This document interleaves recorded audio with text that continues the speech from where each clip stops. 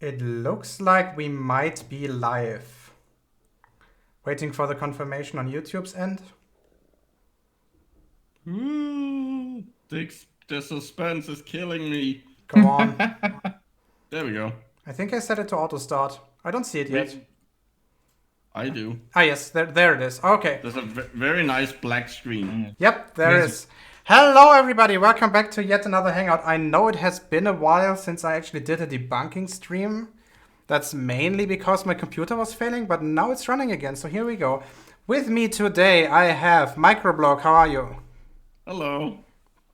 I said, how are you? And I said hello. That's how I am. Okay. Then we have the Nebraskan cat, Red Dragon Discourse. How are you, my friend? I'm very low on beer. He's also not Nebraskan. Well, I mean, that's yeah, true. but the cat is. No, he's not. He's from Wisconsin. Does that make a difference? Yes. Okay. As someone who lives in America, I can say no. I mean, you're not wrong. To the people who live in Nebraska and Wisconsin, it probably matters a lot. I mean, there's just two things in those two states anyway. There's corn and then there's tornadoes, I guess. Oh, you have no idea what Wisconsin's like. Oh, Wisconsin's Yeah. gonna be on your ass for that. Wisconsin's a way better state. Nebraska literally has two cities. Ooh, I'm so scared. And last but not least, Jared, how are you, my friend? I'm afraid of the dark, and I think someone's touching me. Okay, well, that shouldn't be happening.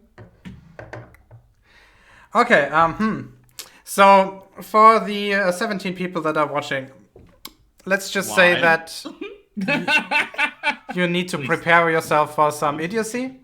Because today we'll be taking a look at my dear old friends, chemistry idiots, and, well, woo producers, I guess.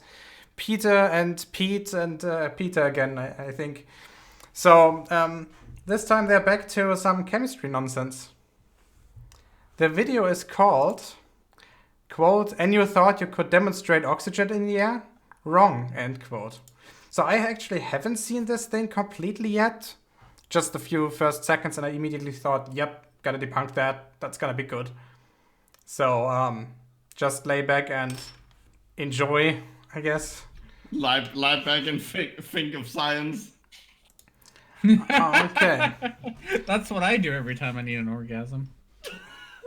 I'm sorry for your wife then. She's not in the room. It's fine. Oh, Newton's laws. She usually isn't in the room when you have one. Thank you.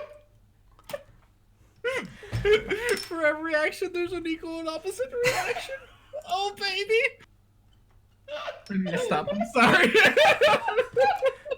Looks like those 2 beers you had earlier are already too much, I think. You asked me to come on this show at the wrong time, buddy. Don't worry, This it's is all fine. I do. Okay, so the 3 of you, are you guys ready? No. No. Play it anyway. Jared, what about you? Yeah, there's no hope. Might as well just dive right in. Okay, so this video is actually 43 minutes long. Oh no. So I guess we're gonna do it in... Yeah, we'll 14 hours. be here like 4 hours. Yeah, that's... I mean, we can tear it apart into multiple streams, but I guess we're just gonna start. And what we're gonna do is we're gonna do it in 90 seconds increments. So everybody do me a favor and shut the fuck up. So we can actually listen for the first 90 seconds, okay? Okay. There we go. Hello, this is Miss Krugeris. Today we are doing a lab investigation from Chapter 19. Yesterday we talked about the composition of the atmosphere. We said that it has nitrogen, oxygen, some argon, and then many other elements as gases. Today we want to figure out how much is oxygen. Our textbook told us that 21% of the atmosphere is oxygen, but we're going to test and see if that's true. So we will do this Chapter 19. So they're going to test to see if it's true that there's 21% oxygen in the air, or is there that they're going to test that whether it's true that oxygen is in the air. Oh yeah. Yeah. I mean, we think this is rubbish. Absolutely. Yeah, we think this is absolute rubbish because there is no oxygen in the air at all. Absolutely. So what exactly are they testing? Absolutely, yeah. Well, I think what it is, it's one of these little scientific demonstrations that is contrived to convince people Of a certain claim. that science puts forward, but obviously that claim is not true because there's no oxygen in the air. Well, let's see if it's true or not, shall we? Yeah. You can be very intelligent and very good at what you do, and you can still be stupid. Do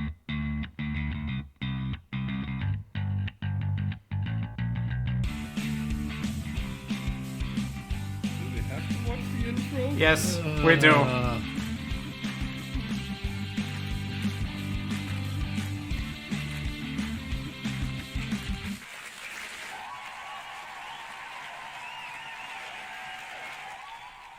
Okay, stop. Ugh. The audio is a little low on my end.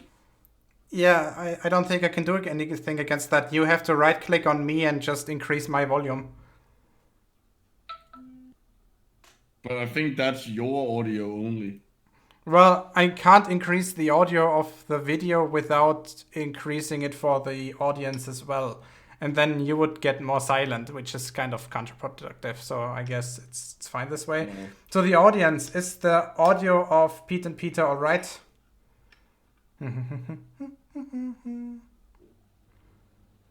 No, I don't think they're Still- trying to be a comedy act, Forrest Pfeiffer.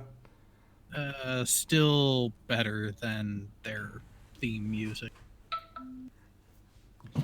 Okay, so are they already going full conspiracy theory here that the tests that is or the tests that is/are about to be presented are some way of misleading people?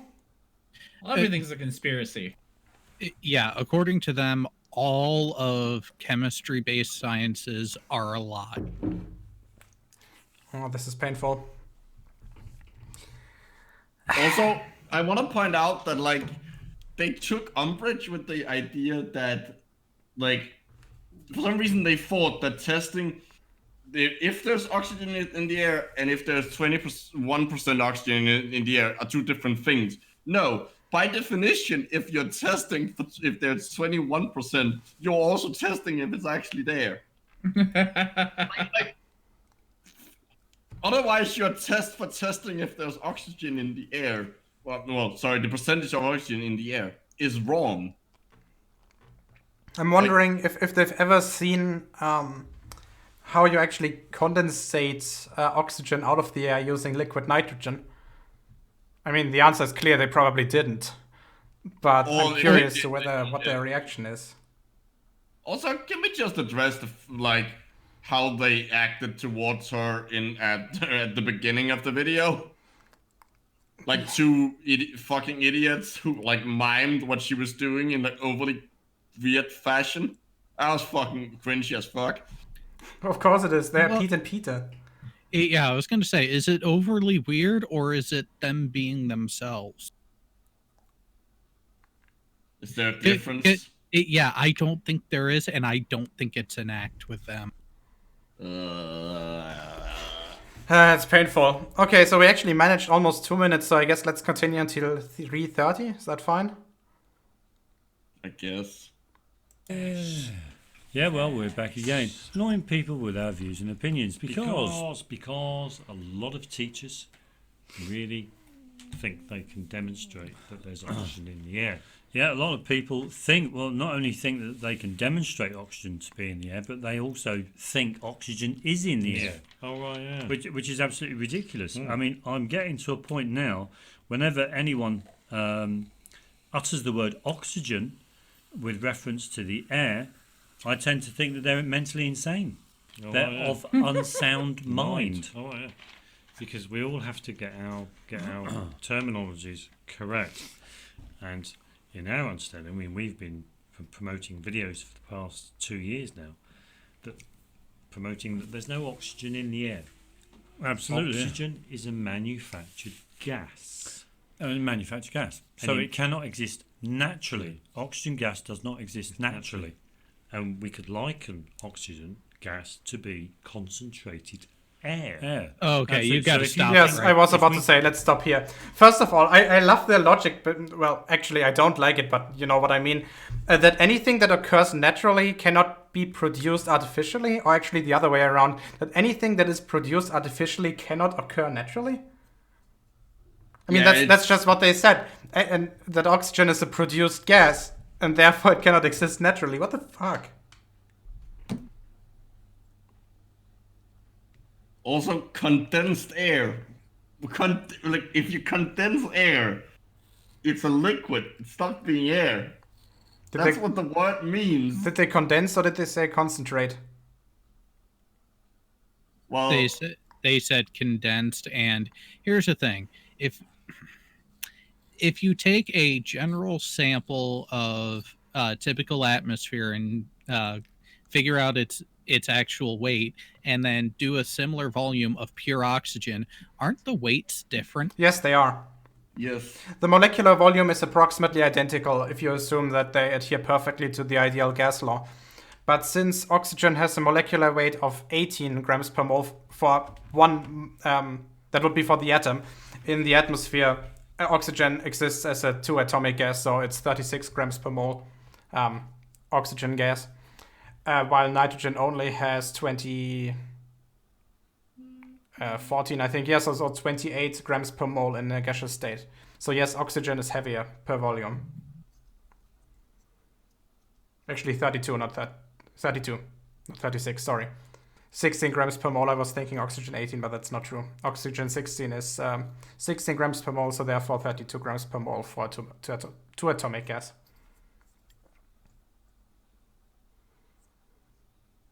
Also, Yeah. like it doesn't make it. We know that oxygen is in the air because we know what all the things that, like, we know what happens when you set something on fire. There has to be oxygen. That's Like- technically not true. I mean, you could get similar reactions with chlorine and fluorine. Okay. When I say we know what happens when you set things on fire, I mean if I take a match and light it and look at what comes out of all the compounds that come out of that, I've added oxygen to them. Yes. I mean, the entirety of for example, all of technology regarding combustion engines is based on the fact that we actually have oxygen at a concentration of 21%. For fuck's sake, we need to. For fuck's the sake, air. like, if they don't think there's oxygen in the air, fine. Then step into a room without oxygen and see how that goes. Yep, they will not survive that for very long. About 15 seconds. It depends what the other gases are. Well, 15 seconds is a bit low because you can, if it also depends on temperature. Like, you can survive without, like, if you're in cold water, for example, you can survive up to like half an hour. Yeah, but I'm talking if you go into a void, a space devoid of oxygen, and it's all other gases, you will pass out within about 5 seconds and suffocate in about another 5 seconds, not really, more like 15, I think. It's like 4 or 6 breaths. Something like that. And then after about half a minute, you will start will start receiving irreversible brain damage. Which they already have, so it wouldn't make a difference for them. Well, again, yes, it would make a difference because it would that speed just- it up. Yeah, like if you kill that one brain cell, then Again, I was cutting the time in half because of who the subjects are we're talking about. Oh, okay. Yeah, good the point. thing is, if you actually walk into a room that is full of inert gas, you will not notice that you are suffocating. That's the nasty thing about, for example, a room full of pure nitrogen.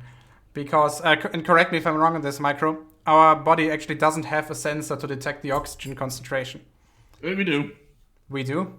Yeah, we have oxygen. Both we have several ways of detecting both oxygen and carbon dioxide. It's just that we actually mostly rely on detecting carbon dioxide to detect if we're running out of oxygen. That is why if you see people who free swim and like dive really deep, Yes. they will hyperventilate because what that does is that it removes The carbon so, dioxide, it removes all the your carbon lung- dioxide of the your air, veins. The air in your lungs, it has slightly more carbon dioxide than the air around you, but by hyperventilating, so like deep, quick breaths, you flush that out. So it takes longer for your for the carbon dioxide to rise to a point where your body detects it and says, "Okay, shit, we need oxygen." Yeah, but that's very dangerous, isn't it? Because you run into the danger that your body might It's not dangerous notice. if you don't know what you're doing. Yeah, but you might not notice that you're actually running out of oxygen and just black Yes, out you and then you're can't- dead. Yeah, that's why I used the example of professional like free divers, because they actually know what they're doing. Yes, the emphasis here is on professional, obviously. Yes. So don't do that. Again, don't do that. But the Nobel Prize in medicine this year was given for an oxygen sensor. So In humans?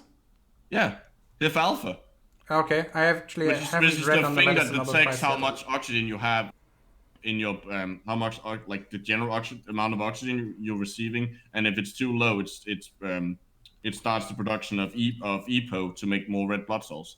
Ooh, okay.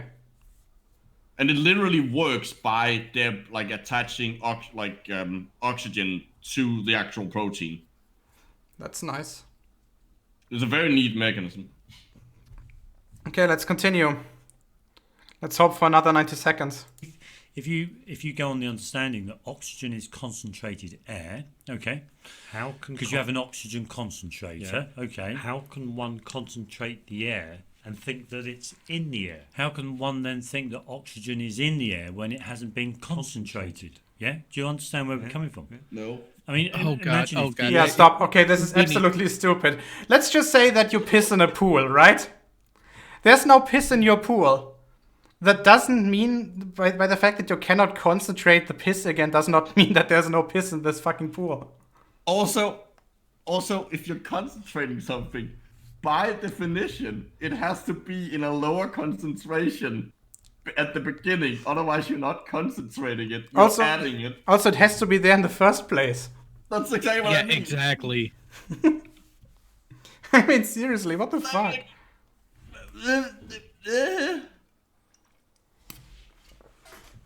And I love the whole, well, if you start with this flawed and demonstrably wrong premise, of course you're going to get a flawed and demonstrably wrong result. It's called GIGO, garbage in, garbage out. I don't think all the garbage comes out in this case. Okay, let's continue. air was concentrated, if the oxygen, if there was oxygen, which is concentrated air, is in the air, Yeah. you know, a lot of your matches would glow brighter. You know, yeah. all this kind of stuff. But it's not. We don't see that. Or it might be like a glowing splint. But then somebody would say, "Oh no, that's the nitrogen. That's the nitrogen that's in the air." But you can't prove it. But there's no proof. Absolutely, there's no proof that there's nitrogen in the air. Okay, they do realize that the Linde process is a thing, right? I mean, they No. probably don't. No. Okay, for the people that don't It's all know, magic to them. the Linde process is a process by which you can actually condense gases. It works basically like refrigerator, compression, cooling, and then decompression. Well, yeah. And you can actually, since the different gases in the atmosphere have different boiling points, you can actually separate the gases this way. It's not that accurate if you only do it once, but it can give first of all, it gives a very good indication of what the concentrations you're actually dealing with are. And you can actually directly determine what gases are in an atmosphere that you're examining. So, yeah, they obviously don't know that this is a thing, which is Can't you- idiotic. Can't you figure that out through spectral analysis as well? Yes, you can. There's 100 different ways to do it. Well, maybe not 100, but there is a lot of different ways to do that. I mean, for example, the fact that you can just react air with hydrogen and you get water as a result. Well, remember, water is an element. Oh, God. Don't start with that shit. Well, and one of the things I was going to go ask the people with more experience with this than I would. So, Geo. It looks like the setup should about to use is the ignition of and starting the combustion at the wick of each candle. And in that sort of instance, couldn't you pump in pure oxygen and watch the intensity of the flame increase and also detect a difference in the wavelength of light coming off of the candle? The wavelength of light, not necessarily, because what you actually see glowing there most of the time is sodium enclosures, so like little concentrations of sodium in the candle. But regarding the intensity of the flame, yes, you will immediately see a difference. If you actually take a look at flames under pure oxygen, they burn as I mean, hell. you can like in you a probably- pure oxygen environment, you can burn a bicycle basically. Basically, I don't think you would even need the wick anymore. The candle Yeah. would just burn by itself. Yep. Okay, let's continue. There's no proof there's CO2 in the air. Stop! Oh, for fuck's sake! Okay. As soon, okay, two different things here. Oh, for fuck's sake! As soon as you burn any hydrocarbon, which is something that is happening in the picture that you're showing, because candle wax is mostly hydrocarbons, longer waxes, for example. No, it's not just happening in the experiment they're about to show. Yes, this is one example. It's fucking everywhere. Fucking happening in themselves. Not in themselves. If they're driving a car, they're burning gasoline, which produces carbon dioxide. Cellular respiration. I know. But that's not a very easy to not easy to demonstrate example. I think combustion of just anything is easier. Also, technically, we have to separate that, because in cellular respiration, like the O in the CO2 doesn't come from the oxygen. That ends up in the water. Yes. And they don't understand that you can use, for example, IR spectroscopy is a very nice tool to actually see carbon dioxide, because it produces a very sharp peak at 2,300 waves per centimeter. Hence why it's a greenhouse gas. Yes, because it absorbs light in the infrared spectrum, which is exactly what greenhouse gases do. Oh, for fuck's sake, how can they be so stupid? That's why we use them to make greenhouses out of. Then the fact that you can actually capture carbon dioxide from the air in lab experiments quite easily, just bubble it through a solution of barium hydroxide. It will immediately solidify as... barium hydroxide. That's just an example. That's the one that is used in chemistry labs just to demonstrate how to capture carbon dioxide. Because, let's just say, we call barium carbonate, which is what you actually form this way, a dead dog, meaning that it doesn't do anything. It's not reactive in any way, shape, or form. It will just solidify and fall to the ground and never do anything ever again. And you can actually show that it's a carbonate by multiple different ways. I mean, seriously, what the fuck is wrong with them? This is not a rhetorical question. I want to know what is wrong with them. It's a long list. Yeah, I would say it even goes back as so far into their childhood with lead-based paint. What do you mean that childhood? Beginnings. What's the problem? It started with lead-based paint that they grew up around, and how much of it they decided to inject. Although, wait, are we doing by childhood mentally or physically? Both. Well, in that case, they're not out of their childhood yet, are they? Red and Disc, do you have anything to add? Oh, he's muted. He's muted. Why is he muted? Because he probably has had to go make dinner or something. Well, I thought he's screaming into a pillow or something. Or that. Okay, let's continue. Ugh. Naturally, absolutely. Unless man puts it in there. Unless, of course, man manufactures CO2 gas and lets it out and releases it into the atmosphere. Then there is CO2. Okay, so they clarify here, which is kind of fair, that even though they now accept that there's CO2 in the air, they don't think that... okay. They think it's all from, like, burning fossil fuels, I guess. Okay, so, for example, breathing animals don't count? Apparently not. So cellular respiration is not a thing. I mean, they have to deny it, because if they don't, then they like have to explain why, like they have some problems explaining why we need oxygen. Okay, and the fact that, for example, volcanoes expel carbon dioxide doesn't count either. I don't fucking know. Ask them. And that's a claim of just magic, man. I don't know what you're thinking. I'm probably gonna say something like, "Oh, like, well, volcanoes aren't. That isn't gas. That's lava and like ash." Have they never seen one of those mud volcanoes? Or fucking geysers! Well, there are those cold water geysers. Do you know them?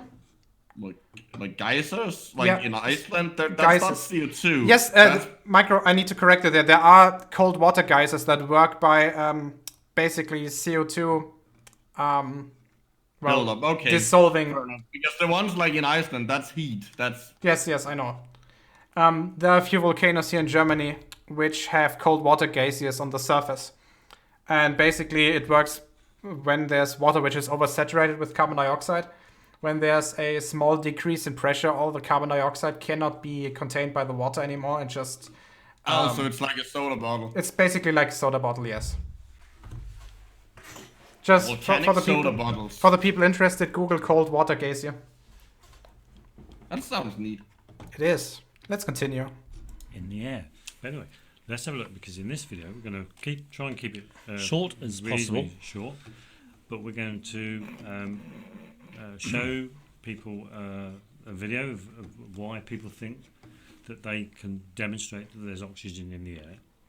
We're going to we've come across a gem of a video, Which absolute debunks. gem of a video. So what's that for keeping the it more or short? less the guy in the video is doing what we do, and that's debunking mainstream science. Mainstream science demonstrations, really. And we've done some demonstrations ourselves. Well, we've carried out very similar demonstrations. Absolutely, of course. So, because it's our view that there's no oxygen in the air. Air, in our understanding, as far as from our experience, all we can say about air is that air shares a very close affinity with water, and water can exist as a gas. So it's likely that air and water gas are very closely bonded, linked. You don't Maybe they're say. of the same. Maybe they're of the I think they same. just had a stroke. Who knows? Who knows? Who knows? I don't know. No, you don't know. That is correct. Did they say That is- anything of substance here? Nope. Although new revelation, they're now accepting water vapor as being in the atmosphere. Well, they said. I think that what he's essentially going for is the idea that like air and water vapor are the same kind of.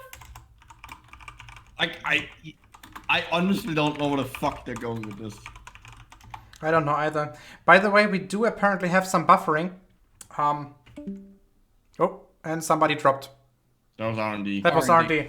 Okay, yeah, we do have some buffering. I don't know what's causing this. On my side, it seems to be fine. My internet connection is stable. It must be the YouTube ingestion server itself. What does the health thing on the stream say? It's going between red and green all the time. Hmm. But I just checked my internet connection with the speed test, and that is fine and stable. So it must be YouTube itself. So the receiving end is not working properly. Not me sending. It seems to have fixed itself. Maybe? That's what I'm getting from the chat. Okay, well, the thing is that I'm streaming at 9 megabytes per second, which is probably a little bit too much for YouTube to handle. So if necessary for the next stream, I'll just turn it down to half of that. Because let's be honest, streaming in 1080p 60 is maybe a little overkill for something like this. we don't need to see them in that much glory. Yeah, well, when I stream in 1080 60, I have mine only set at 55. Yep. So again, who knows? Let's just hope that it's getting better. I know who don't know. These two idiots. And to be, Gio, you might want to clarify. Take in S2 said, I googled cold water geysers and found some disturbing photos of men at the beach. Oh god. Why? How do I actually write this in English? Is it Geys? SER. Yes. Okay. Whatever, let's continue. Sorry for the inconvenience and for the disturbing pictures. But that's your fault. But when it rains, the pavements are all wet, the roads are all wet, the sun comes out, the water evaporates, and it all disappears. It all evaporates, so it turns from a liquid to a vapor, because it's evaporating, and then to a gas. What do they mean then to a gas? As soon as it is a vapor, it's a gas by definition. I think they think that vapors is like, oh, because you can see the water vapor, it's not the same as a gas. Yeah, steam is still a gas. No, steam is a gas. As soon as you can see it, it's actually water droplets that you see. It's little pieces of liquid water that have condensed again in the atmosphere. But water vapor itself is completely transparent. I think that's what they think vapor. Yeah, then they got the definition wrong. What a fucking surprise. It's almost like they intentionally have to get details. I don't like think that it's wrong. intentional. I think they're just that dumb. Tomato.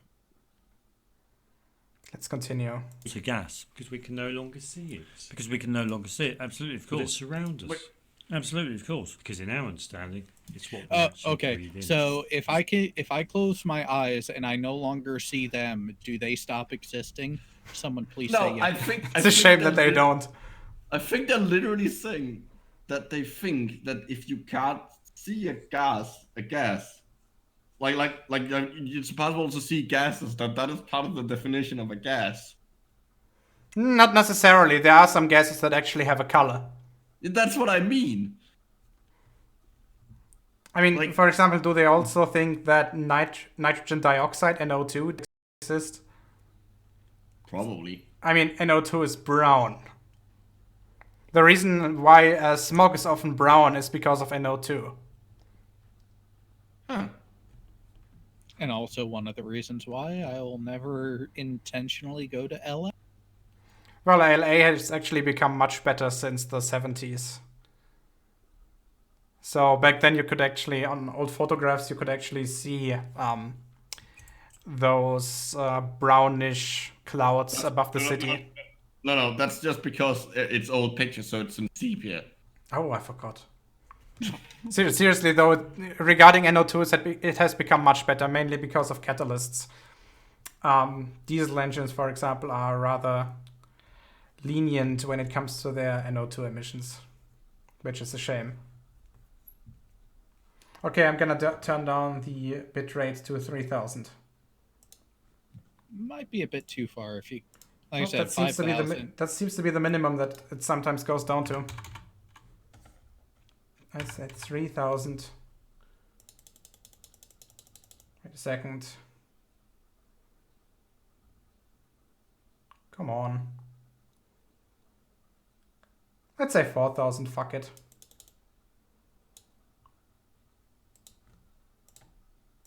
There we go. I hope it's better now. Let's continue. I need more fucking alcohol for this. We need to pressurize our bodies, to cleanse our bodies. And fish, likewise, respire because they don't breathe. Because a lot of fish don't have lungs, so it's really Stop. The fact that they don't have lungs does not mean that they don't breathe. That's what gills are for. They even fucking use the word respire. Yes. Correct me if I'm wrong, but isn't this literally a synonym for breathe? Yep. Well, kind of. It depends on, like, there's physiological respiration with breathing, which fish don't do unless they have lungs. And then there's cellular respiration, which fish do because they're animals. Now, how would you classify the lungfish in this case? It's a fish with a lung. I don't I don't understand the question. But is it more similar to a fish that uses gills, or closer to a mammal that has it air is breathing? closer to other fish because it also has gills, and its lungs aren't lungs. Like it doesn't have lungs the same way like a frog has. It's much more primitive lungs. Oh, so yet another thing that they get wrong. Yes, Shocking. very. Let's continue. It's silly for human beings to apply the behavior of breathing to fish when they don't have lungs. And we have lungs. Stop. Did they ever take a fish out of water? It fucking asphyxiates. Yes, and it's trying to actually shovel water into its mouth for breathing. Yes. Because it's a reflex. It does not know, but it's just a reflex that it's trying to get water into the gills because there's oxygen dissolved in the water. Yes. So yes, fish fucking breathe. There's actually a technique in chemistry that we sometimes use. It's called degassing. When you actually need to do a reaction in water, but your reactants are very prone to reacting with oxygen. So you don't want to do this. Yes, so you have to remove the oxygen out of the water. How do you do that? By just bubbling nitrogen through it for half an hour. It works perfectly. You just take it. So it displaces the oxygen. Yes, you just take a little bit of little small syringe, connect it to the nitrogen lines that run all throughout the building, and then just bubble a little bit of nitrogen through the water for half an hour, depending on how pure or how degassed the water actually needs to be. And after a while, there will be no traces of reactions with oxygen anymore left. So this works rather well. If you were to put a fish in degassed water, it would pretty much die.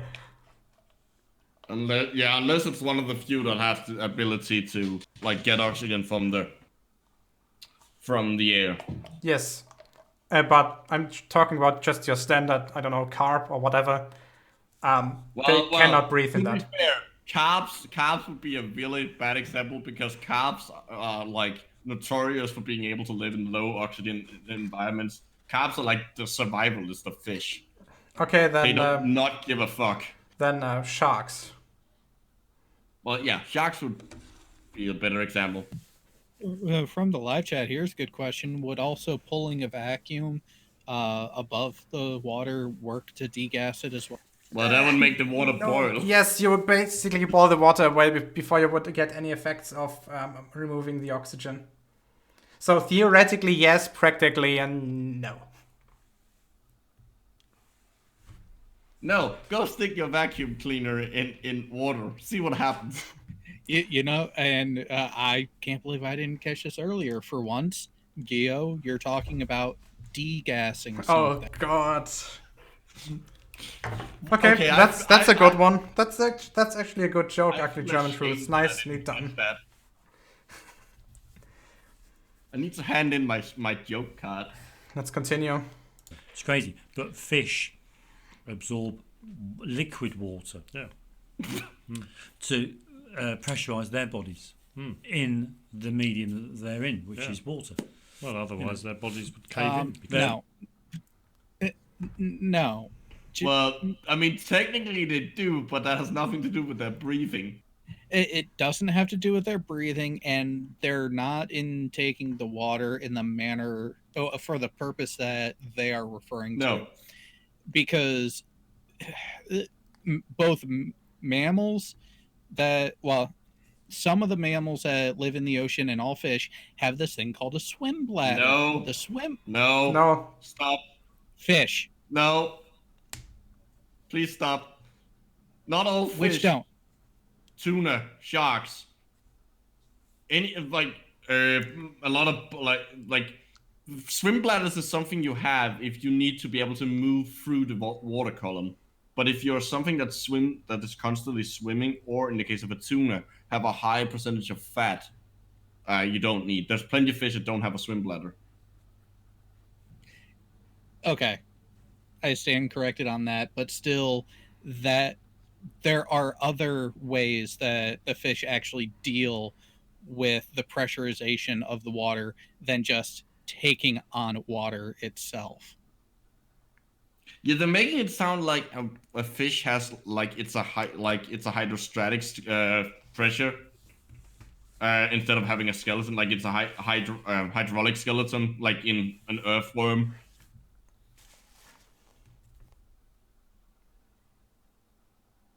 Yeah, I actually don't understand what the actual point is. No, I really don't. Like, I feel like they think that fish actually like breathe in water, like that it's the water itself. You think they're literally breathing H2O? I think that's literally what They're saying. Oh, for fuck's sake! I like that is honestly the best, like, most generous interpretation I can give. But they don't understand how poor in terms of energy a water molecule actually is. That's the thing why we're inhaling oxygen, because it's a compound. It's a chemical that's loaded with energy. It's loaded with exactly. It's reactive. It's so efficient that it actually like makes energetic sense to spend a shitload of energy to prevent it from reacting with everything else. Yep. Basically, it's fuel, and water is not, because it's energy poor. Well, it's not the fuel. The fuel would be the thing that you combine it with. Yep. Okay. Fine. It's the oxidizer for the fuel. Yes. Let's continue. The pressure of the water. Absolutely. I mean, on their body. Absolutely. If your fish didn't breathe in water, the fish would literally just be squished on all of the all of that gaseous oxygen would just leave the body because of the pressure of the water acting on the fish. The fish must, simply by virtue of being able to move freely in its environment, absorb water. Absorb the environment that it's in. Absolutely, of course. So whenever we hear all these people talking about oxygen, talking about fish breathing oxygen, humans breathing oxygen, there's oxygen in the air, a lot of it is rubbish. All of it is rubbish. And we'll show you some demonstrations. In our opinion, of course. We'll show everyone some demonstrations to drive that nail. Yeah, then go ahead with it. Yeah, so let's get started. Very quick. No, before they do that, can we just address what the fuck they just said? They literally think that because they think fish need to take in water so they don't get squished by the water around them, and because that apparently happens, that means that they don't breathe in oxygen. That is. I'm actually kind of disappointed in humanity at the moment. Right. Like, they actually think fish have a hydrostatic skeleton, a hydraulic skeleton. I can't remember that the water pressure is what keeps their shape. Like, fish have this thing called skeletons, muscles. Like, the reason they need to like take in water is, well, to depending on if it's a freshwater or saltwater fish, but like it's to keep their osmotic balance, and also because they're living things, they need water to function. And some of them are filter feeders. But there's also that, but that water mostly just goes straight through them. Yeah, no, that's what most fish who take in water, that's what it is. It's that in part of the digestion process and everything. When you look at the water that goes into their mouth, things underwater without getting a bunch of water in your stomach. Exactly. Let me guess, Michael. Water is wet and very invasive. But the whole fish breathing aspect, that goes into the mouth and then out the gills of the fish. Out the gill slits. Yeah. And the cool thing about that, because the water is always running in the same direction, unlike in our lungs where it has to go in and out the same hole. You can actually optimize. Evolution has optimized optimize the gills so that the flow of blood through the blood vessels in the gills. It's probably, and the- let me guess, and the- it's opposite to the direction of the water flow. Yes. So Yes, you that was to be thereby- expected. Yes. So you Opposite there- flow principle. Yep.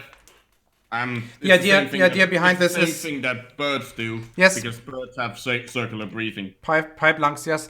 The idea is basically at the entire area of the gill, you will have a concentration gradient Yes. from the oxygen that is dissolved in the water to the oxygen concentration in the blood. And this works best if the streams are actually running in opposing directions. It's quite neat. Yeah, there are multiple systems in nature that use this. For example, correct me if I'm wrong on this, our kidneys probably use the same principle. No. But your kidneys, because that is an active process. Like your kidneys are, because you need to be able to regulate what you take in and what you take out of the urine, and like how much water you concentrate. That has more to do with like active transport. Okay. But, well, and obviously, for example, in some heat exchangers. So, for example, in power plants, the system is used as well. Yeah, probably. Like, Yeah, that I makes know for a complete fact. I know for a fact it is. I'm sometimes using it as a lab in the lab when, for example, I'm doing sublimations. There are two ways in which you can connect the cooling system, and both of them yield different results depending on how big actually your amount of sublimated material is. You either want to run, you want either the gradient to be very steep, or you want to be very shallow. And very shallow is something you can do quite easily with opposing streams. This is also the reason why there's a wrong way in which you can connect a reflux cooler.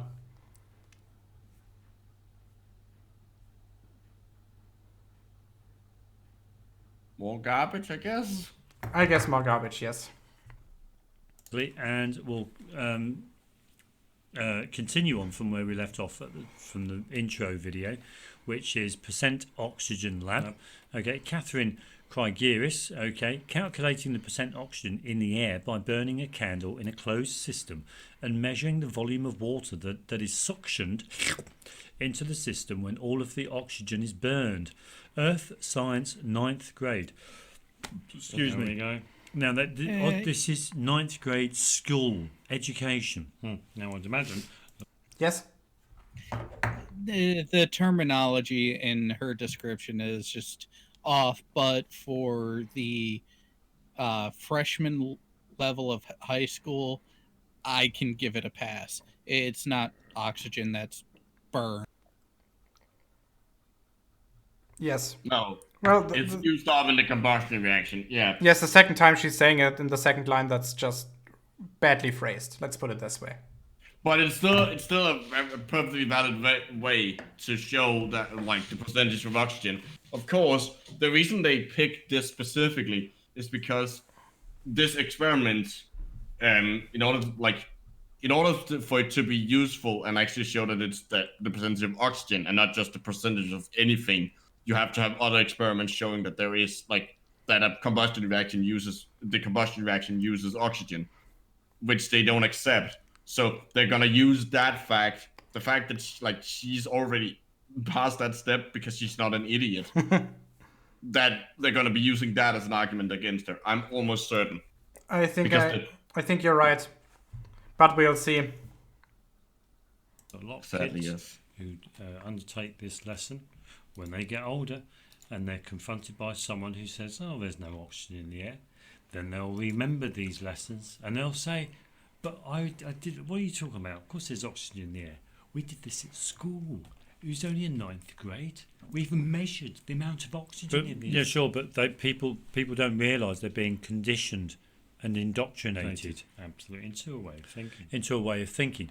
which is far from reality. But you can see the tools she's got at hand. She's got a test tube, an agar dish, a candle, Oh, bit of blue stop. tack of That's not called a fucking agar dish. It's called a petri dish. Agar is the gel you can put into it. You fucking idiot. Oh god. Ah. What actually is that? What? The gel you put into that, what is that chemically? It's agar. It's agarose. It's a long sugar chain you get from an algae. Oh, neat. Okay.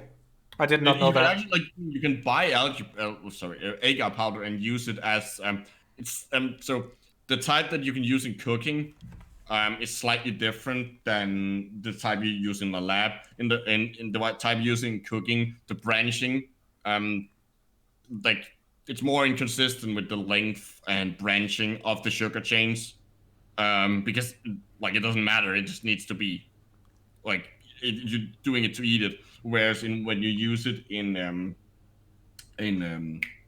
a lab, especially if you're doing it to do agarose, if you're doing gel electrophoresis with DNA, you need the size and the branching of the sugar chains. You need them to be consistent, so you have consistent travel speed Okay.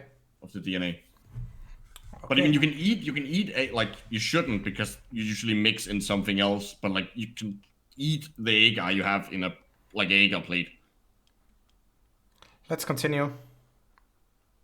And some matches, measuring cylinders, blah blah blah. And what she's going to do is that she's going to she's put the candle on the blue tack and set it on the petri dish, and she's going to stick the test tube over the top, the boiling tube over the top. She's going to fill the petri dish with water, okay, which I think she's done, and she's going to light the candle. So let's get to the bit where, so she's lit the candle, there's water in the petri dish, she's got the boiling tube, and come on then. Come on, there we go. There you go. Over it goes. Now the flame goes out. It's extinguished, and the water level rises up in the inside the tube. Mm. Now, the mainstream narrative would say that what's happening here is that there's oxygen in the air. Okay, 21% oxygen in the air, and the candle is lit. The boiling tube goes over. The flame consumes the oxygen until it's all exhausted, thereby the flame going out. And because of that loss of oxygen in the air, a vacuum is created which draws the water up. Now that is essentially what the mainstream narrative is. So if I was, They actually got something right. But they didn't get it completely right. First of all, not only is oxygen consumed there, they also produce carbon dioxide, which if you want to do this completely correctly, you actually have to take that into account. Well, also it's technically not a vacuum; it's just low pressure. Yes. So like in all intents and purposes, considering who's talking, yeah, they got it right. Actually, I'm willing to give them that. They are brain damaged. Actually, Micro, calling this a vacuum is actually somewhat justifiable, because when you actually take a look at vacuum pumps, they will tell you that a vacuum starts at 950 millibars. For example, something at 850 millibars is considered a vacuum when you do rotary evaporation. So that's not completely wrong what they're saying here. There's also a few additional factors that aren't considered. First of all, the temperature of the gases in there change a little bit, which is why you should actually wait some time for the gas to cool down, because then the volume will decrease according to the ideal gas law, and the water level will rise a little bit more. So this experiment is not done 100% correctly the way I would do it, but it's fine. Like it's fucking high school experiment. It's fine. Like the margins of error here is probably gonna be Yes. bigger. One thing I would do, for example, is maybe put some carbon dioxide catcher into the vial. For example, something like calcium oxide. If you make it a little bit wet, it will actually react with the carbon dioxide that is forming here and just solidify as chalk. So, calcium carbonate that is in this case. We know what you mean. Yes. So you would actually remove the effects of carbon dioxide still being in there. So that's just one tiny improvement that I would suggest making this experiment. Also, you're not technically burning up. Well, not burning up. You're technically using up all of the oxygen. The reaction is gonna stop before you do that. Yes, that's true. But it works rather well, so I think it's justifiable to ignore that fact. It's a perfectly fine experiment, especially for like a high school. But that's way above these idiots' level. Yeah, I was about to say, how do they know that it's justifiable? They probably never went to high school. Okay, I really need more alcohol for this. Jared, do you have anything to add? Just the fact that it's laughable how 13, 14, 15-year-olds can get this and they can't. Should we wait for Micro to return? I'm still here. Oh, I thought you went and grabbed some new booze. I'm gonna get down to the shop and get more beer. But just continue without me. Okay, Jared. So it's just you and me then. Are you ready? Oh, not really, but let's dive back in. Okay, let's continue. Even its class or any class doing this, this is what they want you to think. I'm going to use the graduated cylinders to confirm that approximately a fifth has been displaced. A fifth of the wall. Stop. Okay, so you can already see in here that it was not 1/5. It's much less. But again, this experiment is not accurate enough to actually do that. If you want to do that accurately, you can do so. But yeah, there are some precautions that need to be made to actually get this completely right.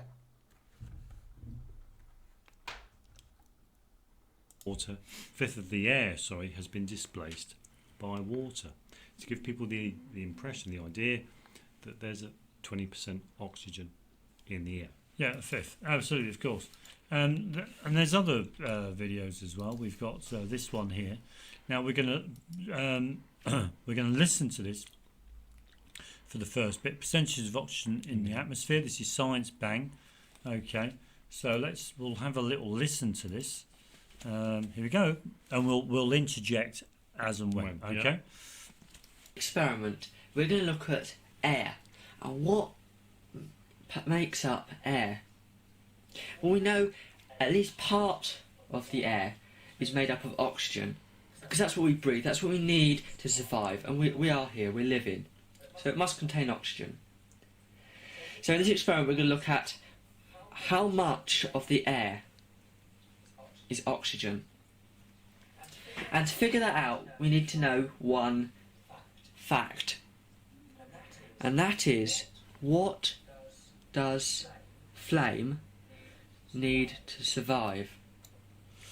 Well, flame. What does a flame need to survive? Well, if he's talking about what a lit flame that's lit, I would say it's air. Yeah. I think he's referring to the fire triangle. Oh yeah, basically. Yeah. Fuel, heat, and now here's the tricky one for a lot of people, but really it's air. Stop. No. Again, not any gas will do this. If you use pure nitrogen, you will not get a flame, at least not by burning hydrocarbon. You can actually set some metals on fire in pure nitrogen. That works. But yeah, good luck with that. And actually, I cannot recommend doing this because metal fires are nasty. Yeah. Word of advice on that: don't use water or a water-based extinguishing agent again.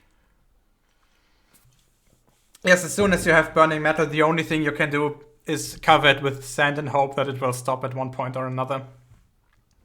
Yeah, you got, well, that's where you have the metal fires. Yeah, you need the dry agent sand or actually PK. Yeah, but basically everything that can't react with it. For example, even carbon dioxide won't work. Magnesium will actually react with carbon dioxide once it's on fire. This is actually quite nice to show. If you set a magnesium strip on fire and cover it in dry ice, you will get black residues inside the dry ice, which is just carbon powder. Because the magnesium will actually oxidize and thereby reduce the carbon dioxide to pure carbon. This is why you get this soot kind of material in. That's neat. Yes, it is. So don't, again, to my audience, if you ever get in contact with a metal fire, don't try to extinguish it with water. That will make it worse. Don't try to extinguish it with carbon dioxide. Just take a bucket full of sand, put it on there, and then just keep your distance. Or if it's a really big one, just keep your distance. Are you already back from the shop? Okay, so the shop is literally like 50 meters away in the same building as me. That's awesome. Yes. It's also a danger. What steps to take with a metal fire? Large ones rapidly. I actually don't understand that question. Are you asking me how you can set metal on fire, or are you asking what you should do once metal is set on fire? No, you're saying is if you come across a metal fire, run into it. Depends on the person.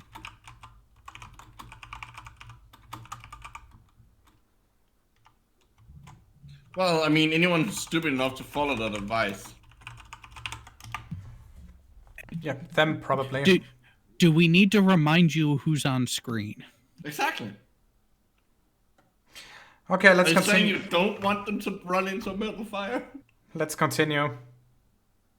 Absolutely. Because if we think that oxygen, if we consider oxygen to be concentrated air, then obviously air forms the basis of oxygen. So therefore you need air. So your fire triangle should be heat, fuel, and air, not oxygen. Stop, then why doesn't this candle continue burning forever until all the gas is gone? Because remember, flames don't use oxygen or something. Yes, but by that logic, if they're saying that air is enough or sufficient to set the candle on fire, then since there's still air in there, why doesn't it continue burning? There's just a hole in their thinking there. There's a hole in a lot of things here. Do you think we could convince Riley to attempt to put out the metal fire? We probably could, but I won't do it.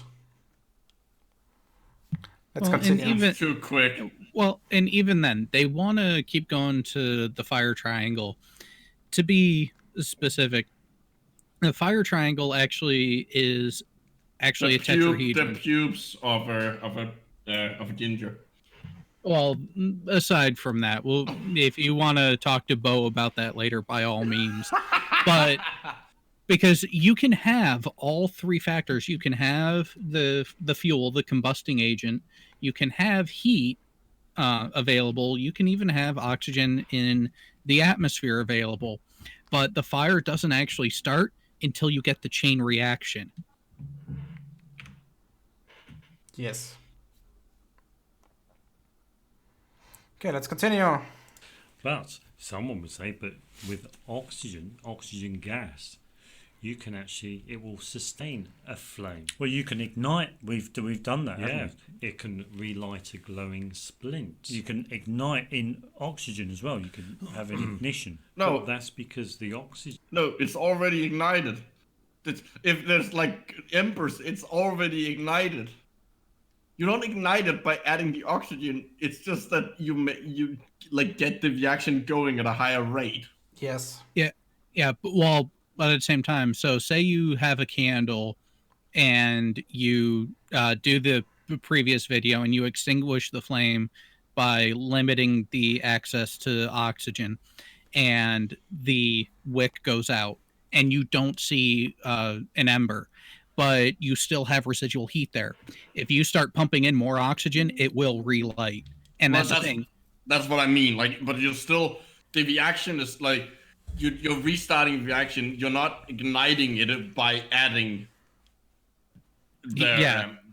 like, you're not, like, the ignition doesn't come from the oxygen, which is what they're implying. Or you do it the professional way and just pump in some fluorine gas and set everything on fire. I mean, seriously, with fluorine, you can burn a brick at room temperature. Yeah, you can burn anything, because there's fucking fluorine. Yep.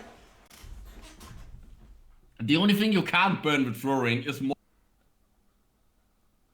True. Is concentrated air. Absolutely. So you need air. Without air, there is no oxygen.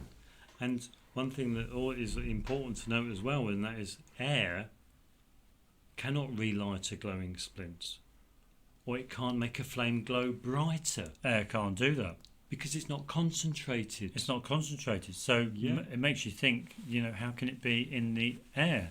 Oxygen. You get it? Yeah, I think you get it. If you have to concentrate it is there to begin with.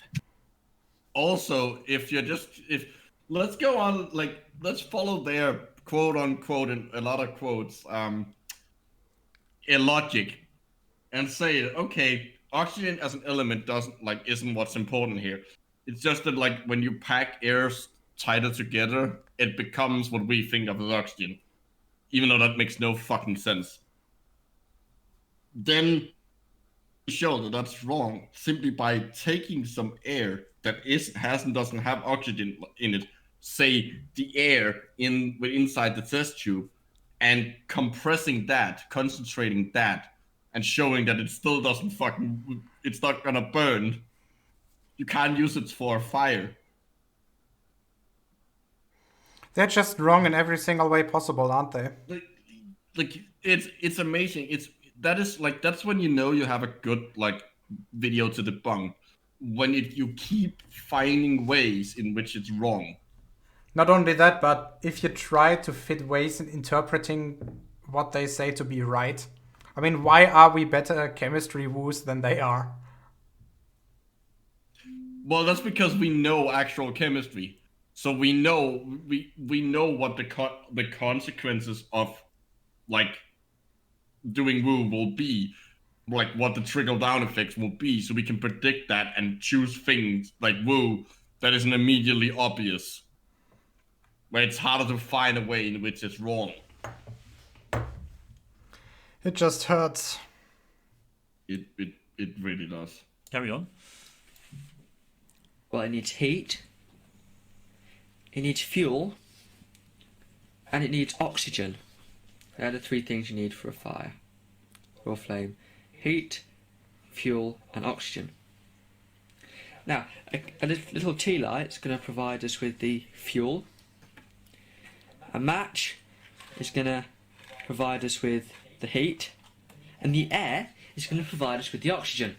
Right, okay, well, that is totally, in our opinion, wrong. Well, the thing is that if he was right, then he would get, his calculations would be right, and he would see a 20% difference in this demonstration. Yeah, but anyway, we don't need to play any more of the audio, but that's just what he does, similar to the teacher at the beginning. Yeah, but very similar. Yeah, he's got his tea light there floating on the water there.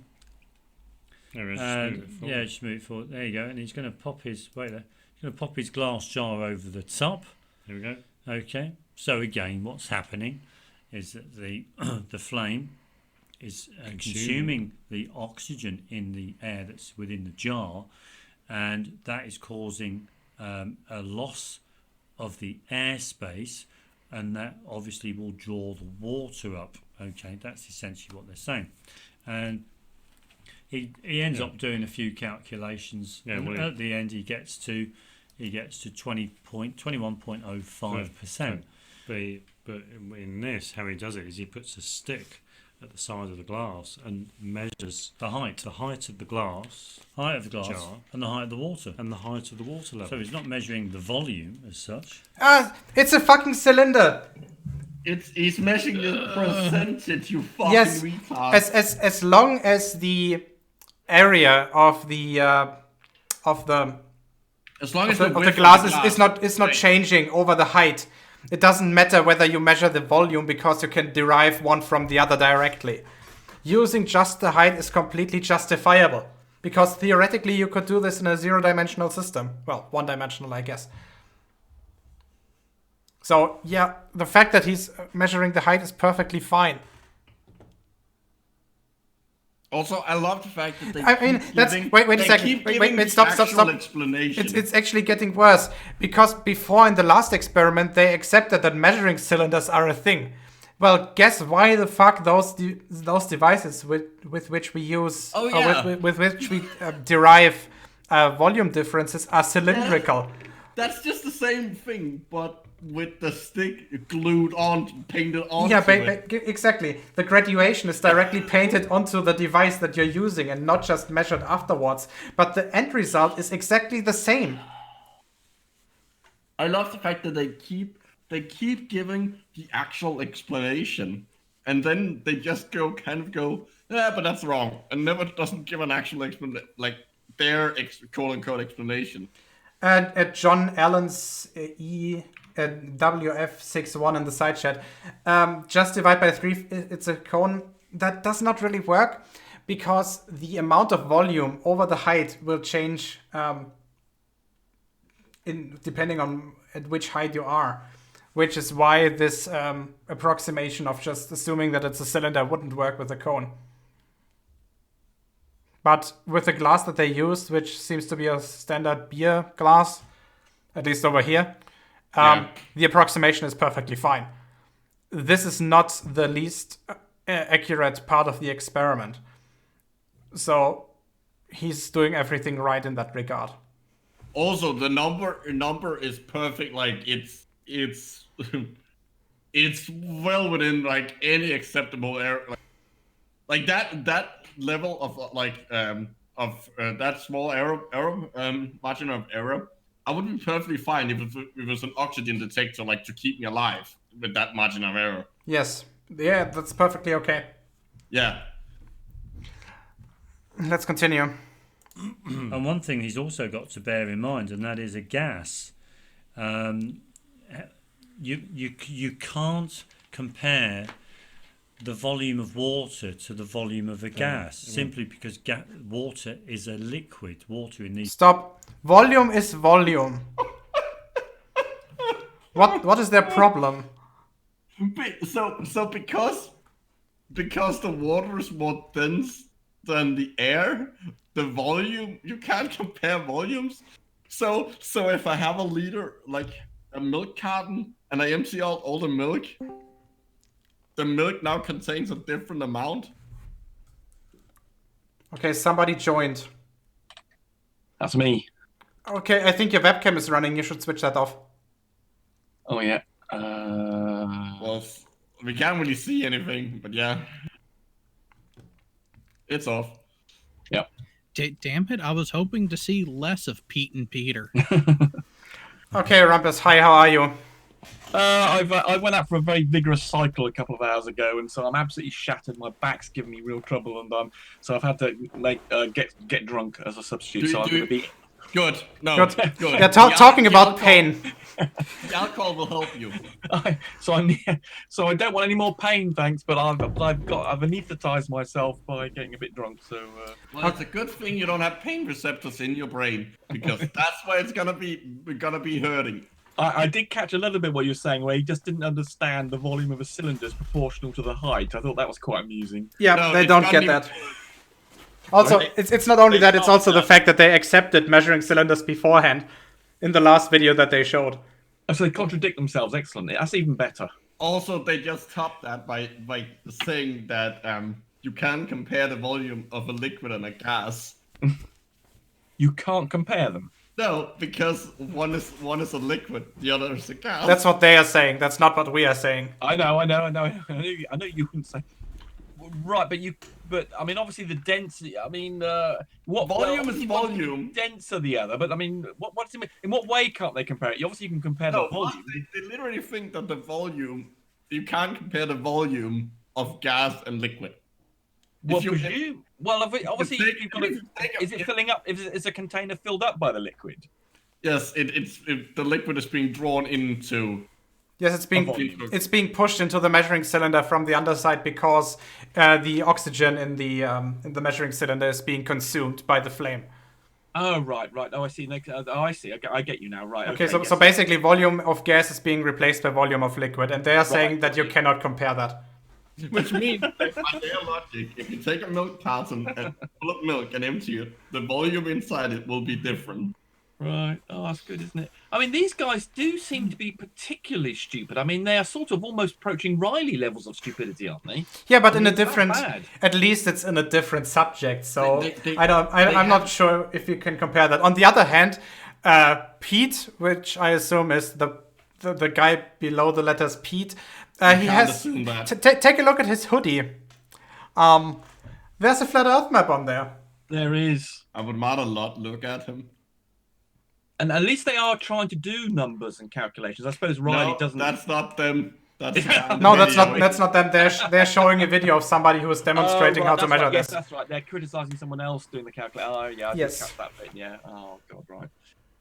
Oh, my God. Okay, let's Yes, let's continue. We're trying, Rumpus, we're trying to do this in 90-second steps, which Right. is most of the time not possible. So please do me a Fine. favor and be quiet until I stop, okay? Okay. Demonstrations. It's denser, whereas the gas is a lot. It's less dense. It's less dense. So you can't do it. It's a nonsensical Demonstration. It's literal rubbish. It's literal waste of time rubbish.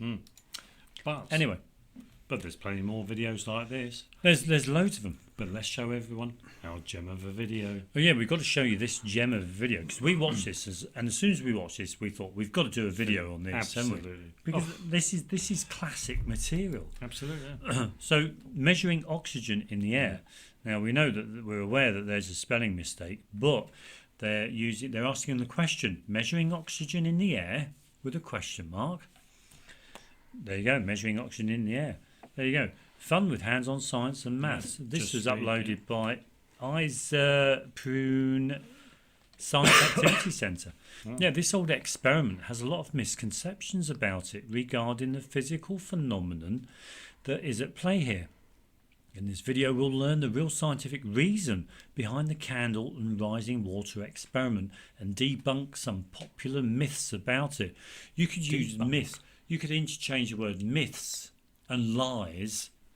You can interchange them, can't you? Because a myth is a lie, isn't it? Absolutely. All the Greek mythological creatures. Oh, God. Those two words mean something entirely different. Yes, basically a lie is when you say something wrong and you know that it's wrong, trying to convince somebody of that Yes. being a fact. A myth is Just just because- something that is either not true or not proven. Well, it's not even that. A myth is also it's also just refers to like a story. A story, exactly. Someone's basically, making it. Yeah, it doesn't try to be claimed to be. Like, we true. all know that the Greek myths aren't true. Like no one believes in them, but they are still like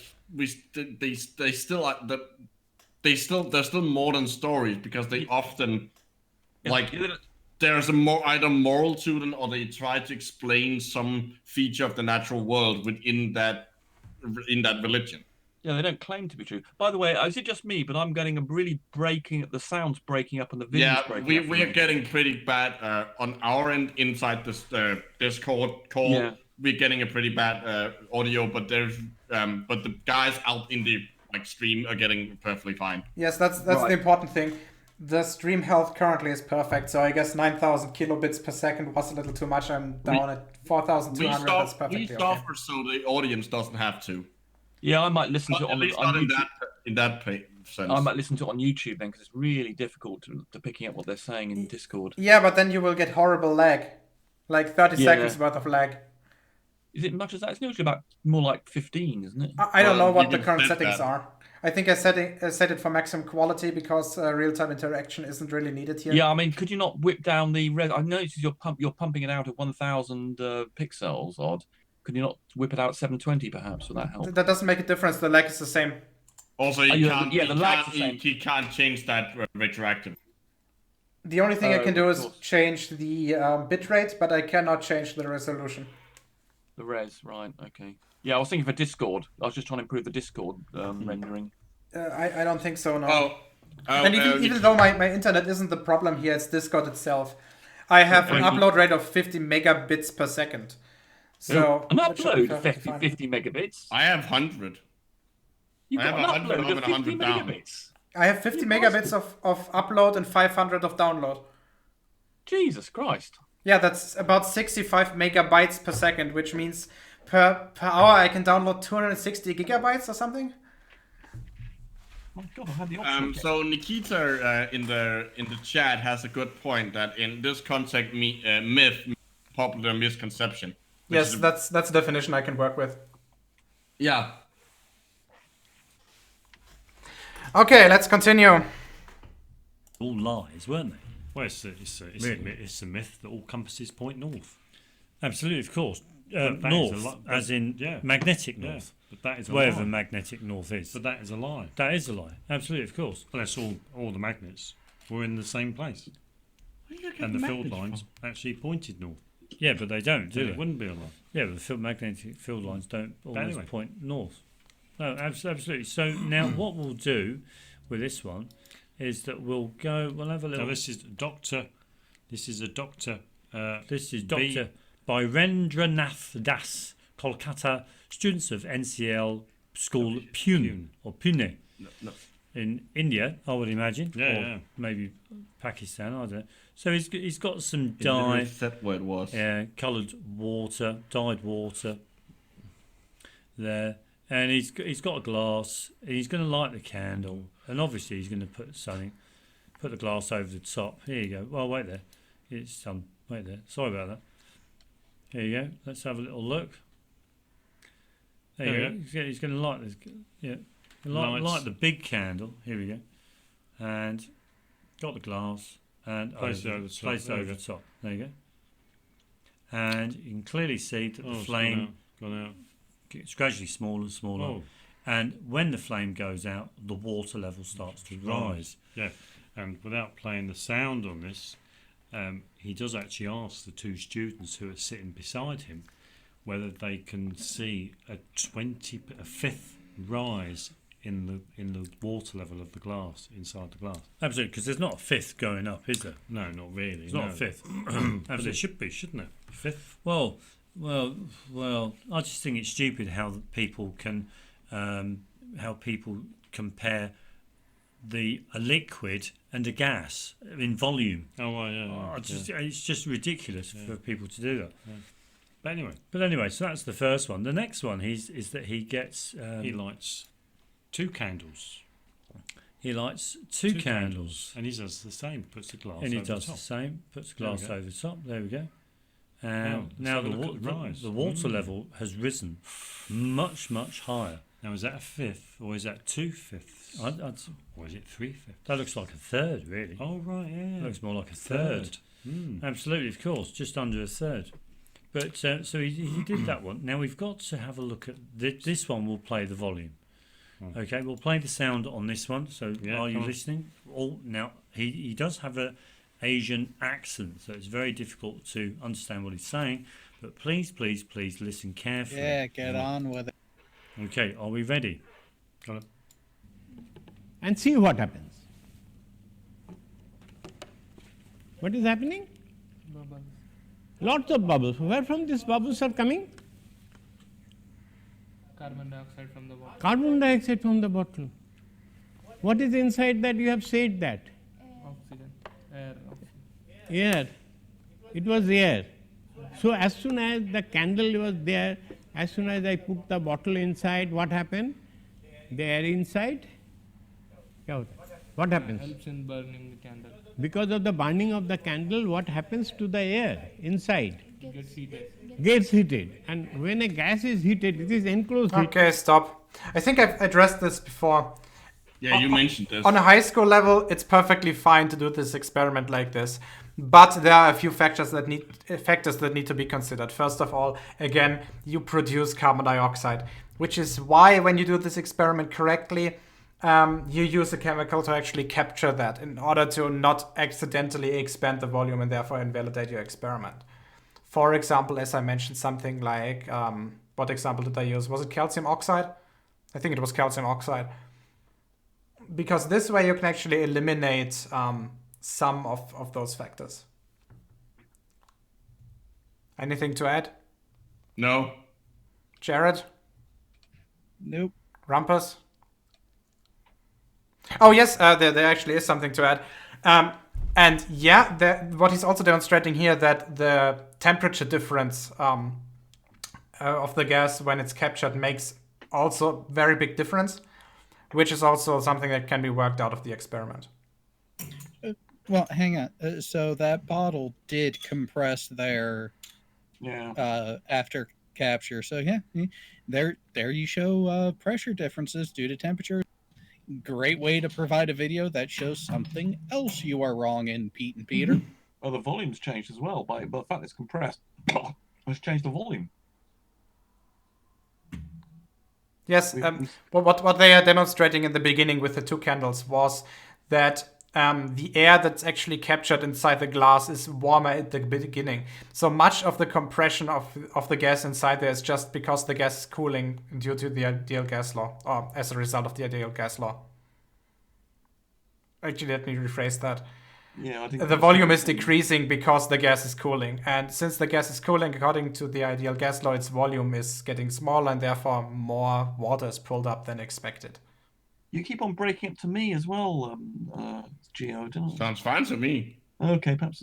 Right, okay. Maybe it's your end? I don't know. I wouldn't have thought. I've never had this problem before, but okay. Well, it might all, like, there is possible that there's a difference between, like, sending it from Gio to you and Gio to me. I'm not sure how Discord's system is set up. That's called Brexit. well, I was gonna say, if it's never happened to you before, their rumpus, I think they have a pill for that now. Right. Nice. Right. Thanks, Gio. Thanks, Jared. Okay, let's continue. We're almost halfway through. Yay! Enclosed gas, when it is heated, what happens? Pressure increases. And it will try to escape. And expand. And volume expands. So that volume cannot remain here. So what happens? So it tries to go away. So you see so many bubbles there. So lot of air escaped from there. You understand? Lot of air escaped from there. So when lot of air escaped there, then what happened? The amount of air inside, whether it has much oxygen or less oxygen, doesn't matter. But the main thing is, a major part of the air has gone out. Why it has gone out? Because it gets heated, expands, and now when it is cooled, then what happened? The volume contracted. So because of the atmospheric pressure on this, it go inside. So real reason is some air goes out. See? Now you understand, when I take this water, this glass, when I take this glass, when I'm putting it here, because it has a large periphery, what happens? The air gets heated and then expands. So when it expands, the air goes out. Before I touches the water level, some of the air has gone out. If the heat is less, expansion is less. And if there are 3 candles, heat is more. So more air has expelled. So we see that with 3 candles, lot of water goes in. It doesn't actually prove that it can measure oxygen. It can never measure oxygen by this experiment. So in the book, wherever it is still now, it is wrong. The air, actually the water is coming inside because of the because of the air goes out because of the heat of the candle, and that is why there is a less amount of air, and because of the atmospheric pressure it pushes the water inside. Okay? So this is it. So long time we are thinking that by this experiment we can measure the amount of oxygen. It is not possible because by the heat it goes out. We can measure the Stop. Okay, first of all, as I said before, for a high school experiment this is perfectly fine. But as he's correctly pointing out, it's not as easy as thought. This is why you have to actually design it out. One suggestion I would make, for example, is to use instead of just lighting a candle, use a chemical that reacts with oxygen at room temperature. That's a very easy way to do this. Wait for the the air inside to cool down. Yes, it's also a possibility. Second of all, if possible, use a chemical whose combustion product is not a gas. Use something that reacts with air to become a solid. For example, just use sodium metal. That would be perfectly fine. Sodium metal reacts with air very easily, actually. Once you take it out of its, from the container where you store it, usually you store it under hexanes. It will not necessarily burn, but what it will do, it will just react with oxygen. It will turn white, and then it will just fall apart and become a white powder, sodium oxide. So that's easy. Then you can sell it to drug addict. So that's a very easy way to actually improve this experiment, and you will not get the artifacts that you get for, well, first of all, from the temperature changes. Well, they are there, but they're not as bad. And second of all, you will not get the effect of the combustion product actually being gaseous. So the volume of gas that you actually produce in that reaction, that just won't happen if you do this correctly. Yeah, so I have to go to YouTube to listen to this, so I missed the start of what you were saying. But the number of carbon dioxide molecules is equal to the number of oxygen molecules. No, it's higher. Yeah. It's twice the amount. Because one oxygen molecule contains two oxygen atoms. Yeah, while carbon dioxide contains only one carbon dioxide contains two. Sorry, I got that wrong. Fuck, that was embarrassing. Yeah, yes, but I was thinking carbon monoxide. Sorry. Yes, you're right. Obviously. But candle wax, presumably, I'm pretty sure candle wax also contains hydrogen. Yeah, well, it's a hydrocarbon basically. Yeah, it's a hydrocarbon. Yeah, so yes. Is it producing water, or is it producing carbon dioxide? It will be producing water vapor. Yes. So it actually produces less carbon dioxide. Yeah, I'd agree with that. So it's confusing. So yes. Well, also, what is the chemical formula for candle wax? It's like if there is oxygen in it. There might be, but not very much. Usually waxes are. If you burn, if I burn something that has oxygen in it, that oxygen presumably just become if I burn something with an alcohol group in it, does that oxygen just stay with that hydrogen and become water, or how does that work? Depends on the individual substance, but since it's water, since it's candle wax, usually waxes are long hydrocarbons which are condensed, with alcohols. So, I just realized that it never actually. Yeah. So it doesn't make that much of a difference. We can basically just assume that those are long alkanes. Yeah. So that means they probably got twice as much hydrogen as carbon then. In terms of atom count, yes.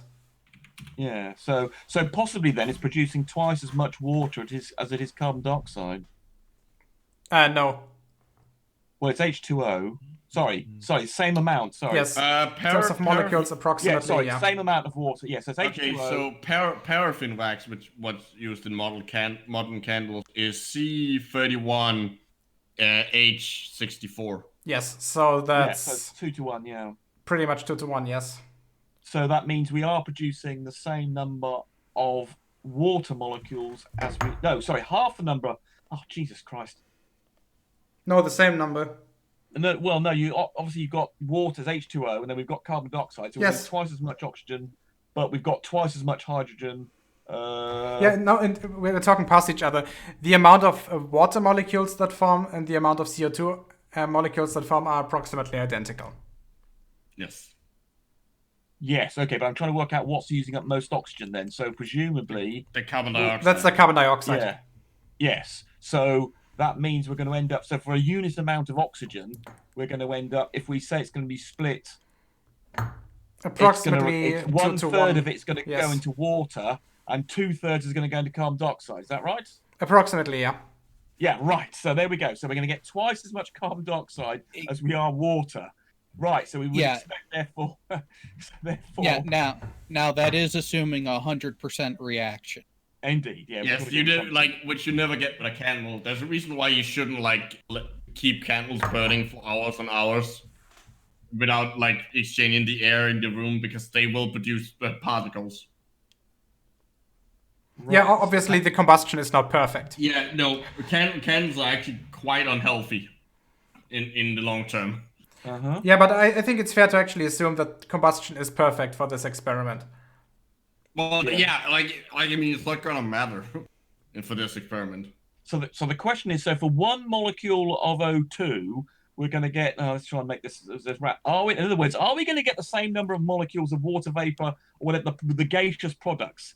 What are the number of molecules of the gaseous products to 1 molecule of O2? Okay, we've got a problem. Well, that's going to be two thirds. Yes, yeah, for every molecule of oxygen gas that you pump in, you will get 1/3 water and 2/3 carbon dioxide.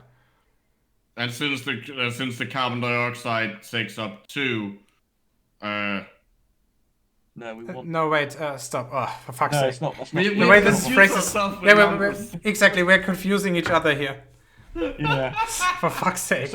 So in other words, I want to know if the same number of molecules come out of the reactants as there are in the products. That's what I'm trying to work out. If they are the same, then there should be no volume change, except of course for the fact that carbon dioxide is going to dissolve in the water and it's going to be hotter. Yeah, but that's gonna take time. What's gonna happen first is that the water vapor is going to condense. That's the first big change. It is going to condense, yes. As the air cools down. The water vapor water has a vapor pressure of 70 millibars. You keep on breaking up for me, Geo. Water has a vapor pressure of approximately 70 millibars, so most of it is going to condense. Anyways, the point here in regards to them is that they're taking the fact that he's explaining the things you have to take into consideration. He's explaining them those, but they're taking that as to mean, oh, haha, got you. You can't actually measure oxygen with it. Despite the fact that he's obviously I'm pretty sure in the actual audio they cut out and didn't show us, he probably actually explains exactly why you can measure oxygen with it. And Geo, you're saying that the water produced is immediately going to condense and therefore not participate in creating more volume? Not immediately, but as soon as the candle is out and the temperature is falling, most of it is going to condense. The vast majority of it is going to condense. Well, it's also gonna, and the exact amount is gonna depend on how humid the air was to begin with. Yes, basically. Yes. Which is probably quite low considering they're in an air-conditioned environment. Yeah, that's true. Yeah. Right, and you're saying it's going to condense, obviously, because it's below. I suppose if it's below 100 degrees C, I suppose it's got to, really, hasn't it? I suppose if it's more or less, yes. More or less. Obviously, it also depends on the pressure, and that the pressure is not gonna sink so dramatically that most of it is gonna stay a gas. Most of it is. Yes, that's going to equalize pretty quickly. Yes, most of it is going to condense because the pressure differences. The pressure differences to the outside is not that big, which means that the equalization happens relatively fast, and therefore most of it is going to condense. Yeah, I think you're right, actually. Yeah, I think I'll go with that. Yeah, okay, so that does mean all the water molecules then produced will not contribute to the volume, which means then it is just the carbon dioxide, and as that's 2/3. And the heating. And the heating. So that means we do expect to see a reduction because 2/3 for every molecule of oxygen, we're getting 2/3 of that of carbon dioxide, which should take up. So we should get a 1/3 reduction in the volume of the oxygen part. So the oxygen. So whatever. So the 20% oxygen, 1/3 of that should disappear. Yes. Great. Okay, so we have a theory. This is much easier with bloody Riley and his magnesium oxide, which Geo and I did was it a month or so ago, where we could assume all the bloody stuff formed magnesium oxide, and there wasn't any of this bloody problem of gaseous. Which is why I'm suggesting repeating this experiment with a product or with a chemical whose combustion product is solid, because you will save all of that calculations regarding on how much gaseous products you're gonna form. I mean, it doesn't even really matter in this case because, the reason they're wrong isn't because it doesn't have anything to do with that. The reason is they're wrong is that they don't understand why he's explaining those caveats, why he's explaining that you have to take those into account. Like they Yes. take it as that being evidence that you can't actually show the amount of oxygen in the air using this experiment, which you can. You just you have can to do it properly. That's the point. And even if you don't do it properly, even if you do it wrong, and even like it still shows that there is oxygen in the air, which is what they're denying. Are they denying this? Are they? Oh my god! Yeah, they don't think that there's oxygen in the air. That's their point. They think that oxygen is actually compressed air or concentrated air. Oh my god! We have no idea what they actually mean by that. God. Jesus Christ! Jesus Christ! Yeah, and also Alex was made the sensible suggestion earlier of using calcium hydroxide, of course, to absorb any carbon dioxide. Basically, yeah. Just make sure that there's no gaseous products in there, because those are gonna falsify your result in one way or another. They claim there's no oxygen is compressed air. Oh my god! No, they claim this. It's sort of like they're very confusing to listen to, but like they essentially claim that oxygen. Like the oxygen does exist, but they claim that it's a produced gas, so it isn't in the atmosphere. And what is actually burning in like a candle, or sort of being consumed when a candle burns, is concentrated air. But they keep calling both of them oxygen. It's very completely confusing. lost you, but it just sounds so nuts. Whatever it is. The reason you're lost is because it doesn't make any fucking sense. Yeah, that's what I mean. That's what I'm effectively saying. Yes, it's just gibberish, and you're just trying to de-gibberize it, and you're just ending it with more gibberish, right? Yes. Yes. So again, just use an alkaline metal. That's much easier. More garbage. More garbage. Everybody ready? Jared, do you have anything to add? Nope. Okay. The suffering continues. So then, but with some other method, not by this method. Okay. Thank you very much. On the candle, and we observed that the water went up into the candle. Why did people believe that it was the method to measure oxygen? People doesn't think when oxygen is consumed, what is produced? Vacuum. C plus O2? CO2. CO2. Have you talked about CO2? Where is CO2? Inside the glass. CO2 is still inside that. So you cannot keep the CO2 out. So that much oxygen is consumed, that much carbon dioxide is also produced, so you cannot measure oxygen like that. Okay. You understand? Yeah. The carbon dioxide is there. Okay? Thank you. Now that was a very, very, very good explanation as to what was going on. My only gripe about that was his use of the CO2. Absolutely, because we know that the oxygen can't make CO2 without oxygen. In. What? They can't use what he just said with the CO2 as evidence that there isn't oxygen in the air, because in order to make that CO2, you have to have oxygen, because there's oxygen in CO2. They seem to think that this is evidence for their nonsense when it fucking contradicts them.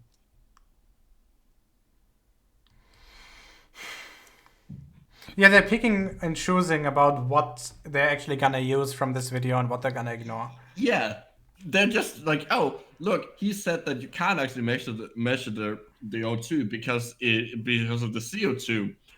Well, if there is CO2 forming, well, oxygen has to come from somewhere to form that CO2. Yeah, but they're also claiming... Aren't they also claiming that CO2 isn't a thing either? Well, they would have to, by definition. CO2 is just a human byproduct. I don't know what you guys are talking about.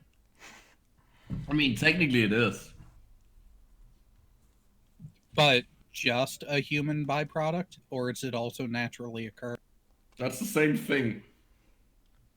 Not according to Pete and Peter.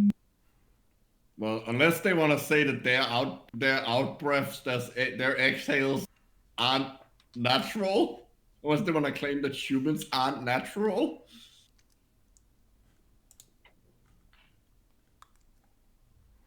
Well, let's continue. Still 19 minutes to go. Jesus Christ. The air to convert it into CO2. Absolutely, yeah. Absolutely, there can't be CO2 there simply because there can't be CO2 there as a result of the air of any oxygen in the air, because there is no oxygen in the air. That's what I was meant to have said. The CO2 is there. If there is CO2 there, it's because it's there for another reason, i.e. it could have been in part of the wick. Yeah, and The salt and acid is present within the wick, and they are. which is burned. Wait, What? Are they claiming that? I think they're claiming that the CO2 doesn't come from like the oxygen combining with the carbon in the wax. They're claiming that it's like it's essentially outgassed as the candle burns. Yes. So first of all, it doesn't matter what is actually burning here, whether it's the wick itself or whether it's the wax. It doesn't matter. Well, both. Yeah, obviously both. Oh, fuck's sake. There is no CO2 in this solid. There's only carbon in a... Well, it's basically a polymer at this point. I think it's fair to call it a polymer. Don't you think? No, not I don't think... No, kind of. I wouldn't call it a polymer because it's more like an amorphous solid. Yeah, I'm talking about the wick there. That's probably some sort of... The wick, I don't know what candle wicks are actually made out of. Well, I guess it's just cotton. And as far as I'm aware, cotton is a sugar polymer. Cotton, yeah, if it's cotton, then it's a polymer. Yes, that's what I'm saying. Yeah, yeah. And even if it's some sort of artificial fiber, like, I don't know, nylon or whatever, I don't think It's is, not. but who knows. Probably not. It's Even then it would be a braided. fiber. It's braided cotton. Okay, so it's cotton, therefore it's a polymer. Yes. Because it's some sort of sugar polymer. I don't know what cotton is. I can't actually remember. I'm looking it up. I can't actually remember if it's a pro. Yeah, it's almost pure cellulose.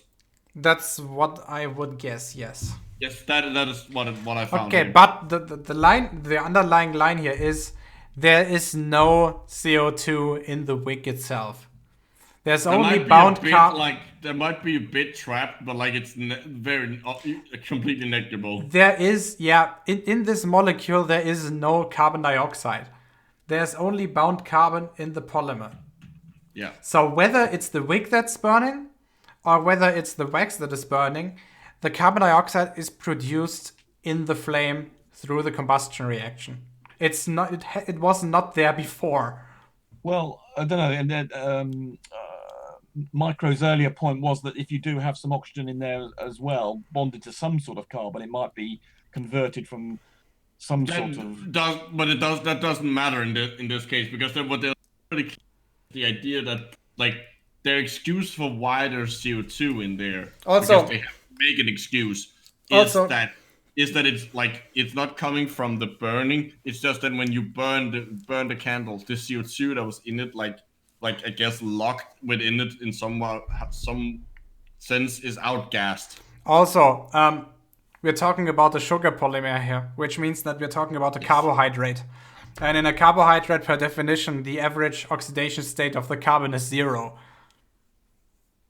The what state? The oxidation state. Yes. I mean that's why you can use it at like as a fuel in like respiration. Yes, basically any carbon that isn't in oxidation state plus 4 can be oxidized by definition. Yeah. Well, yeah, but like by starting at one that is in oxidation state 0, that's why you have it as a fuel in life. Yes, basically the lower the oxidation. It's the most effective way, and then you raise the oxidation state. Yes, basically the more electrons that are around that carbon atom, the more energy it's carrying. Yeah. So in order to actually use that energy in there, you have to burn it, and the way you do this is by increasing the oxidation state. I can tell that we're coming from like it's funny to see how like we're coming from two completely different like angles on this. You're saying that the oxidation state of the carbon in a sugar, say glucose, is 0. It's zero on average. Yeah. That's why it's called a carbohydrate. Yes. Why does that mean to say it's got a? Yes, I suppose it's been Yes, I'm trying to work out. I've forgotten now what actually a zero oxidation state means. Now I've forgotten. That means that on average there are 4 electrons around that carbon. That Right. like it's Right, it's got a full share. Right, it's got a full set of electrons. Okay, Yes, yeah. in the outer shell I was about to say. Forget Yeah. about the K shell. Right. Okay. fuck the K shell. Yeah, those 2 electrons don't do anything. They're just too close to the nucleus. They're just there so we can Right. actually have the outer shell.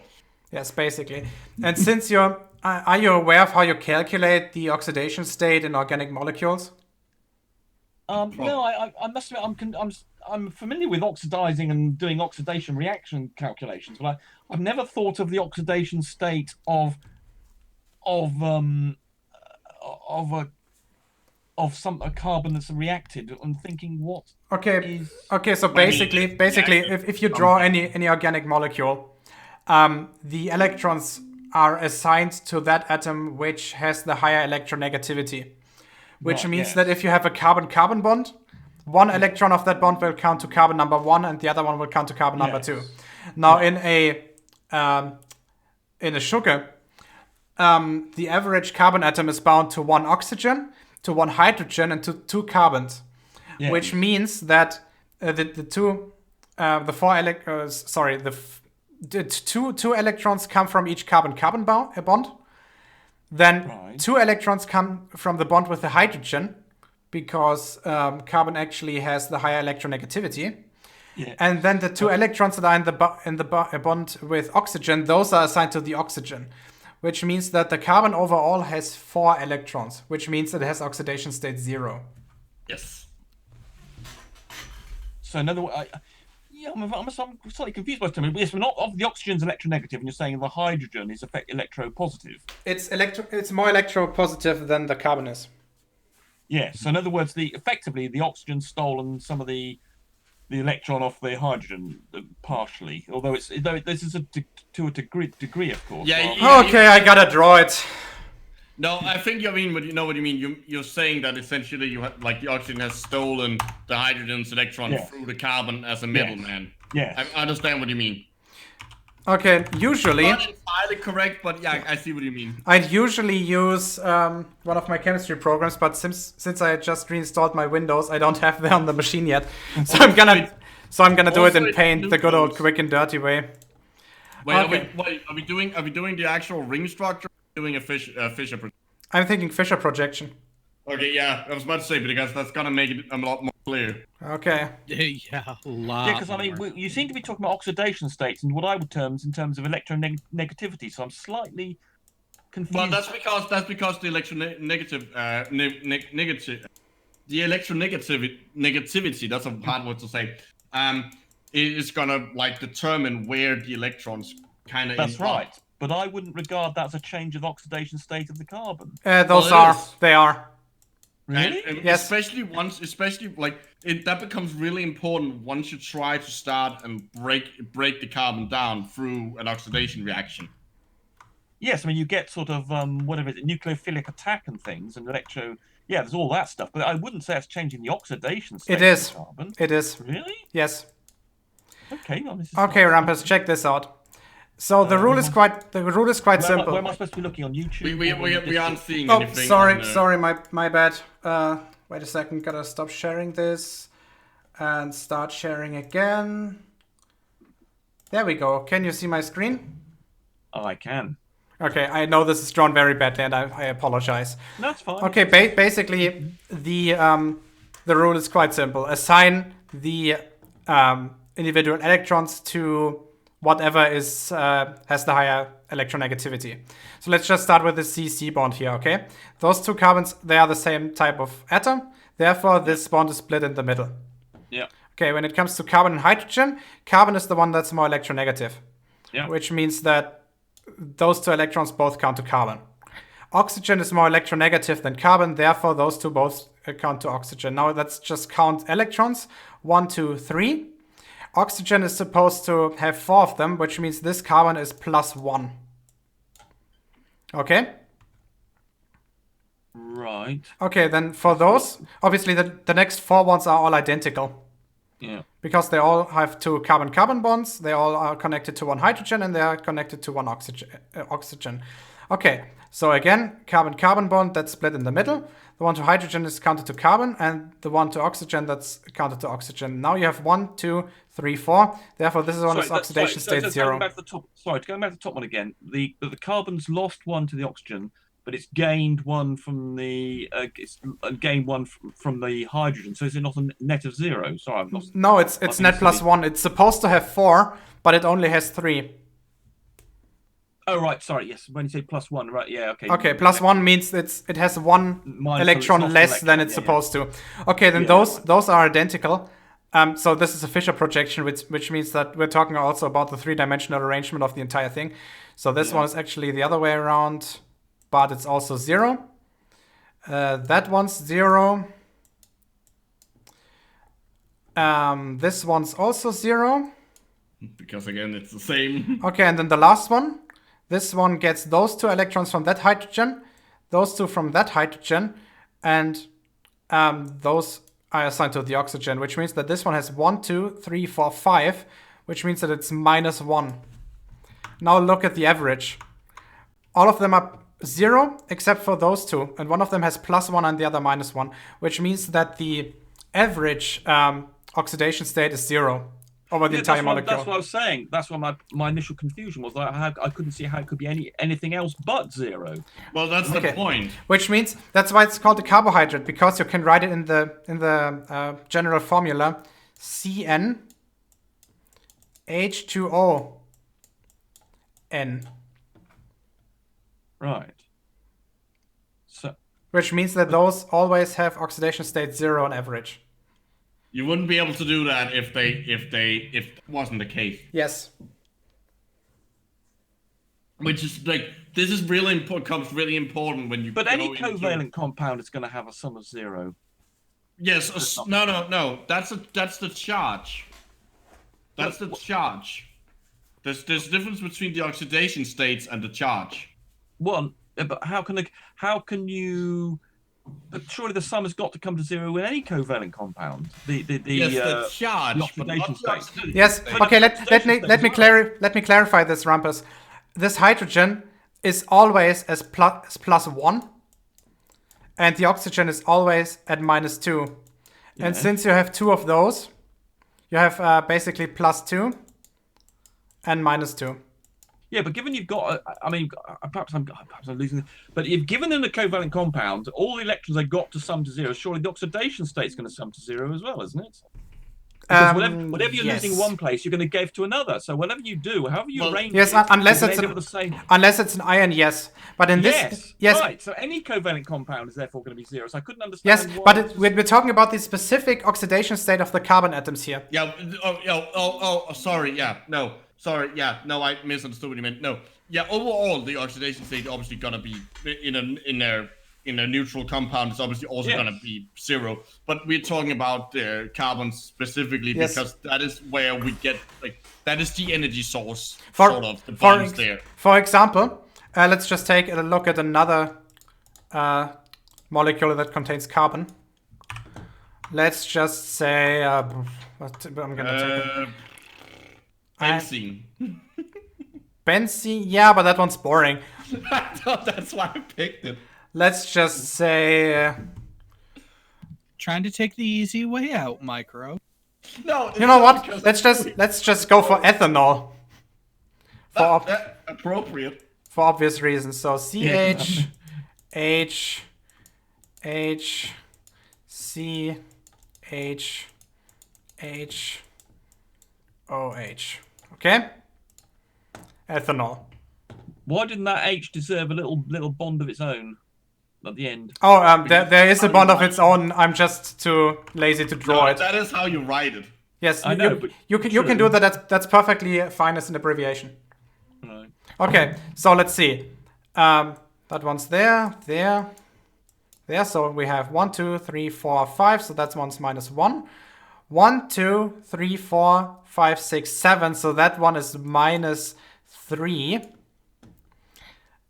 Okay, so the average oxidation state of those two is in this case minus 2. Of the carbon. Of the carbons. And my entire point was that in any sugar, the average oxidation state is always 0. You're breaking up for me again. And then you broke up for me as well. Oh, sorry. In any carbohydrate, in any carbohydrate, the average oxidation state of the carbon atoms is 0. Hence why, well, that's not the only reason, but like... Remind me why this isn't a hydrocarbon. Oh, because it's got oxygen in it. Right, okay. Yeah. Yes. Well, I mean, glucose has oxygen in it as well. Yeah, that's a hydrocarbon. Yeah, exactly. No, it's not. It's not a hydrocarbon, it's a carbohydrate. There's a difference. Yeah. Hydrocarbon means that there's only hydrogen and carbon in there. Carbohydrate means that it adheres to this general formula that I've written about. CaCN, Carbon, yeah. Right. Okay, should we go back to the stupid? Yes. Okay, so that one on the screen. Rearrange my mouse so that I can use it and restart the screen sharing to you guys. Why did the words Ryzen appear on your screen? Are you just boasting? What? There was a little thing came with Ryzen as a bar, Ryzen Death Nile or something. Oh no, that's my mouse. That's the DPI settings for my mouse. Yeah. And it's Razer, not Ryzen. Oh, right, okay. I thought you were showing off your CPU again. No. So that one, I think. Can you see it? Yes. Yep. Okay, let's see if you can hear it. Are combining to form. Can you hear it? A salt acid gas. Not really. Could you guys hear it? It's very low. Barely. Okay. Let me increase the volume here a little bit. Acid pressure system. Absolutely, yeah. Basically. Within the glass jar. So, really, what we could do from his demonstration, you can take oxygen out of the equation totally, can't you? Absolutely. But it's quite clear from what this guy's saying. I can't hear it. They're not measuring oxygen in the air at all. Well, you just can't measure oxygen. Okay, we need to pause it because they made a claim of the professor saying something he didn't say. They're saying, oh, you can just take the oxygen right out of the equation then. No, because the fucking CO2 comes... Yes, that's exactly what he's not saying. He's not saying that there's no oxygen involved here. He's just saying that the way the experiment is explained in most cases is done too simple.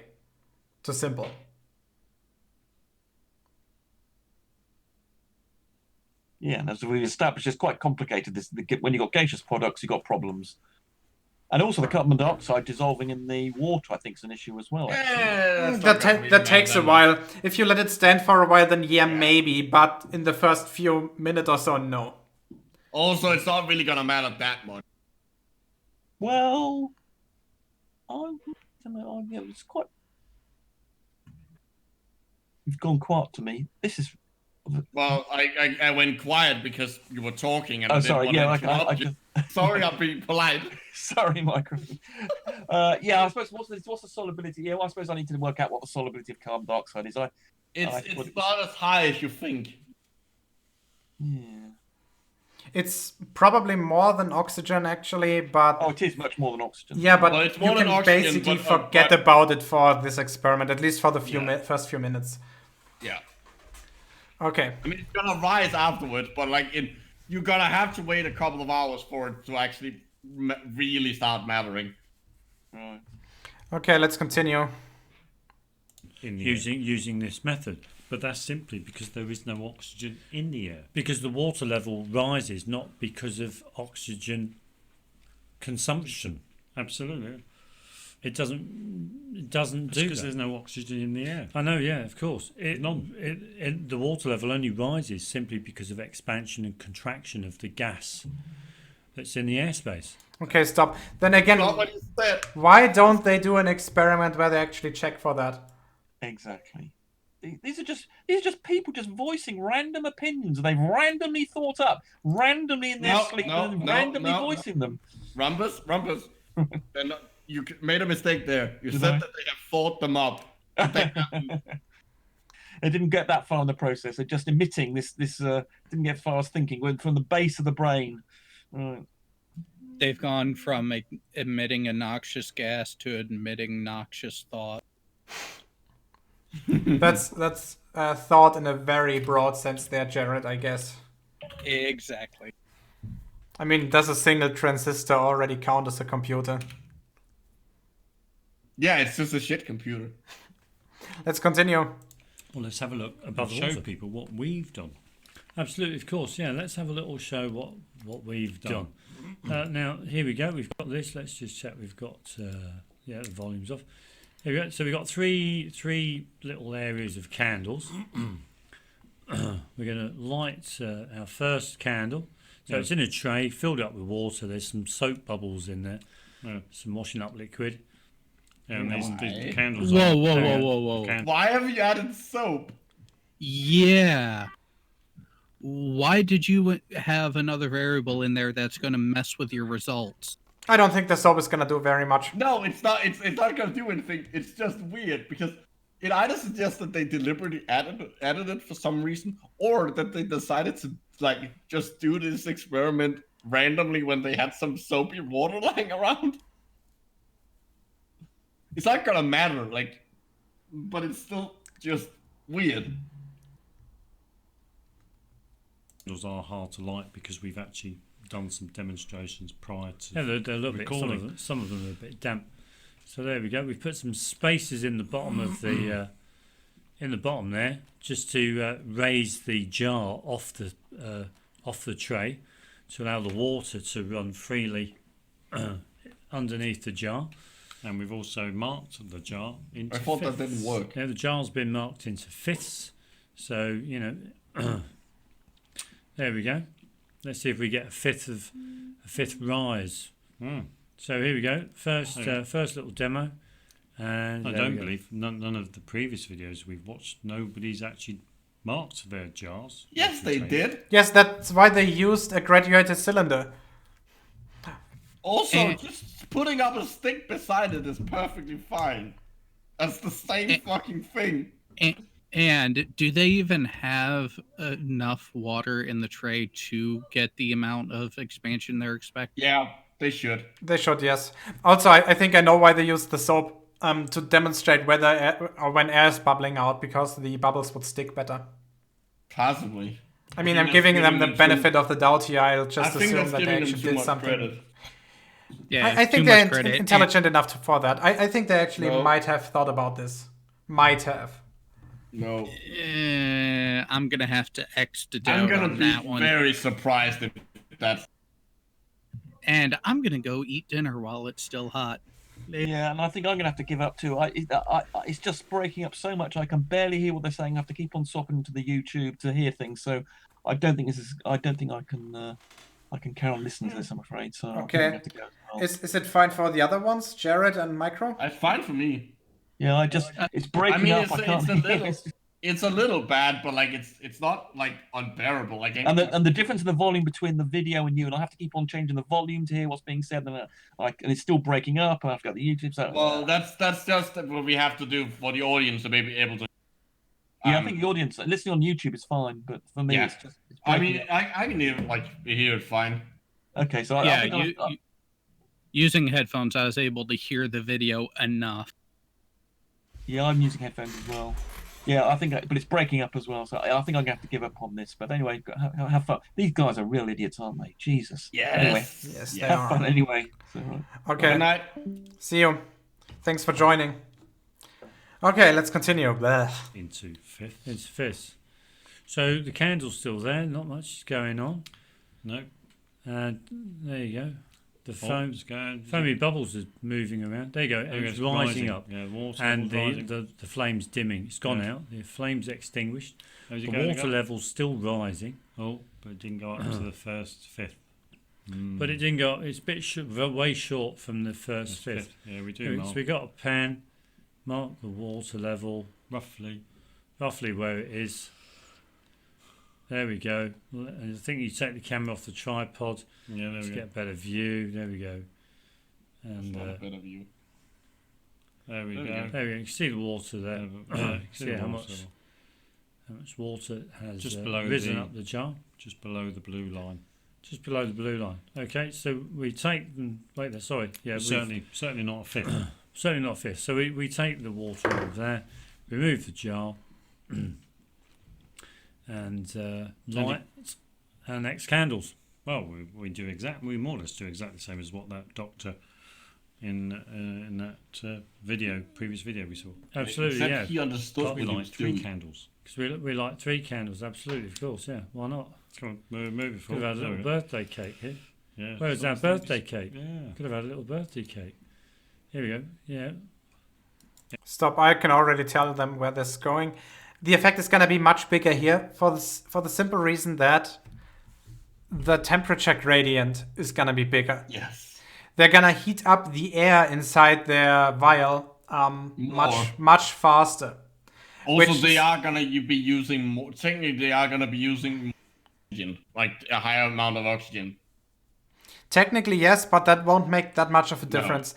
The big difference here will be that the air inside the glass will be much warmer than before, which means that the error they're making in this experiment compared to the one with only 1 candle before will be much bigger. So this experiment is actually worse than the one before. Also, is it just me, or is this feels like what a lot of women saw as like that was the last thing in their life they saw, like someone lighting candles and talking about birthdays. Oh God. Am I wrong? Yes, no. Let's continue. Yeah, just wait there. Oh. There we go. We've got all the 3 candles lit now, and they're burning brightly. Of course. So, but isn't it interesting how quick these candles go out? Notice how quick these candles go out. Stop, of course. The volume that is available for them, meaning the amount of oxygen available for them, is going to be the same as in the previous experiment. But since you now have 3 candles burning, it will happen much faster because the amount of oxygen that is burnt per amount of time is at least 3 times as much as before. Probably more because the candles seem to be burning much better than the one they had before. Yeah, and one of them is a lot bigger. Yes. Cleaning the jar out compared to the single candle. Absolutely, of course, yeah. Yeah, we'll explain why we think that is afterwards. But I've cleaned the jar out. Now, this is something anybody can do at home. Absolutely, yeah, of course, yeah. And why not, yeah. So there's... just going to show everyone where the water level was last time. Yeah, we only reached that high up. Yeah. Not a fifth, it was just under a fifth. So here we go. Are we ready? Watch closely. Fuck off. Here we go. Nearly there. Stop. Also, it's important here. You can actually kind of minimize the effect of the temperature difference by putting the vial over the candles as fast as possible. Did you notice how they waited a bit before putting that over, like 1 or 2 seconds? I think that was to try to avoid blowing out the candles by the air movements of the jar. Yeah, but I think those candles are strong enough to actually withstand that. They probably are. Yes. So even those 1 or 2 seconds are enough to fill that vial full of hot air from the candles. Yeah, they're essentially making the world's worst hot air balloon. Basically, yeah. And it's going over the top. There we go. Now the big candle's gone out already. The flame on the big candle. The flame and the other, they've all gone. But the water level rise, wow, is absolutely astonishing. Yeah. It's nearly gone up 2/5, which is roughly about 40%. 2/5. Does that mean there's 40%? Not just roughly. That is what 2/5 is. According to their understanding, there must be an awful lot. There's something obviously wrong here, isn't it? Don't you think? Well, something wrong there. The only difference was the only difference. I mean, granted, the candles take up space. So the candles take up. By their logic, there should be more concentrated air in it. I guess so, maybe. Like, look, don't make me try to understand their logic. Okay? I'm sorry, but I have to like.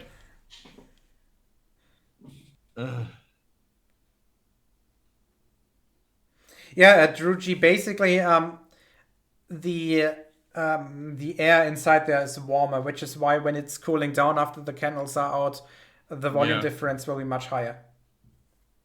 Which is why, like, it would actually be better if you were able to do if you insisted doing it through a combustion reaction, it would actually be better to do it with something that's like over a long time that slowly smolders. Yeah, basically you want two things here to be. You want the way that you can set up this experiment to be as accurate as possible is with two different ways. First of all, the bigger the volume of the jar is, the better. Yes. Because the temperature difference on average will not be as high if you use a bigger container. Because you need more heat too. Yes, and second of all, just make the candle as small as possible. Because the amount of time it takes for it to burn is completely irrelevant for the result. Yeah. But the amount of heat it produces is much smaller if you use a smaller candle. So yeah, yes. if you could get something that like didn't really burn but just kind of like simmer, like smoldered, that would be ideal. Of course, that would there would be a much like less clean combustion, but yes, you want the combustion to be as clean as possible.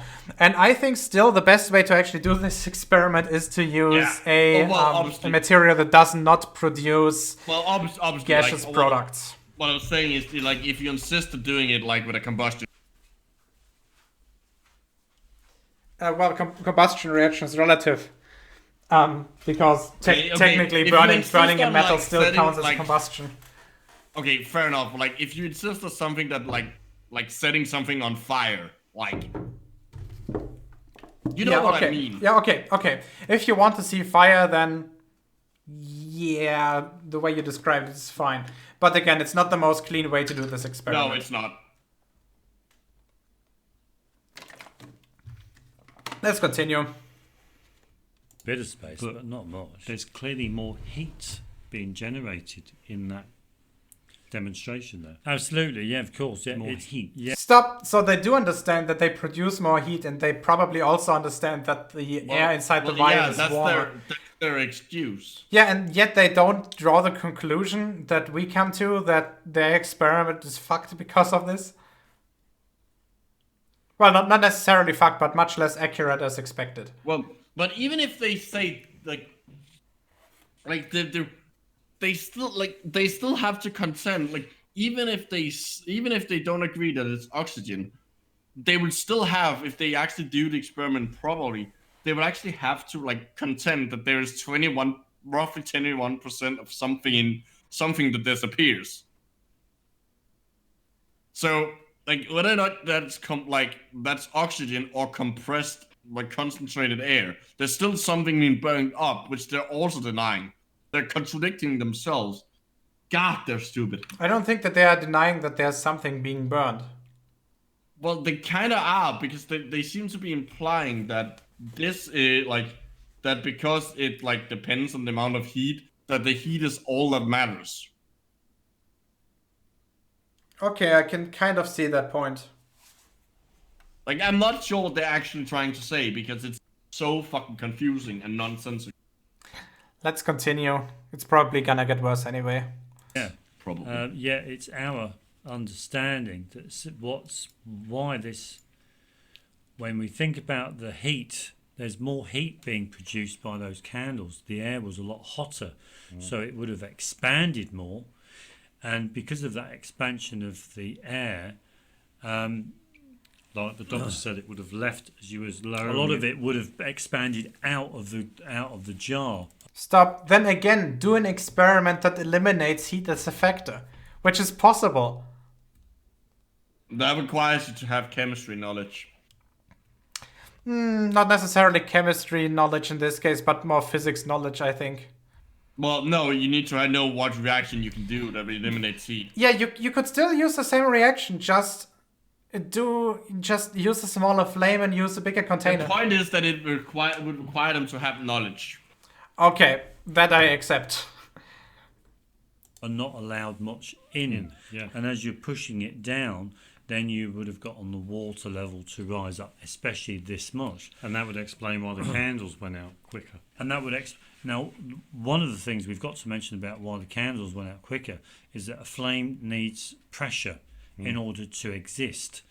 And within the glass jar, the pressure that was acting on the flame wasn't enough to maintain the flame, to sustain the flame. Yeah. That's why they went out very quickly. No, they went out very quickly because the oxygen was consumed much faster. more quickly. Also, you don't need pressure to have a flame. All you need to have a flame is gravity. Yep. Well, I was about to say flames can exist in gravity-less environments, but they only work by diffusion. There's no movement because of the density gradient. Well, I guess you also kind of do need some pressure if you actually want it to look like a flame. But like the point is, like, you can burn things in a vacuum. Like in a vacuum you cannot burn things. Yes, you can. A gun. If you can fire a gun in space. Because but only because you have both components in there. If one of your components is gaseous, then when you're in a vacuum, this component is not there by definition. Well, yeah, but like, I mean, you can still have a flame.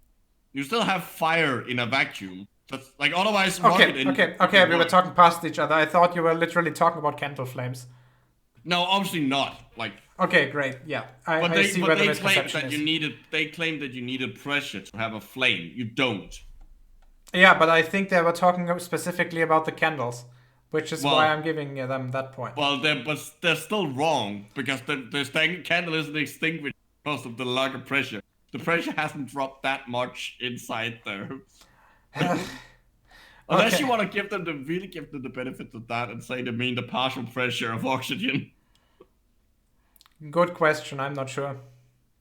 I don't think they are. I don't think they know what partial pressure is.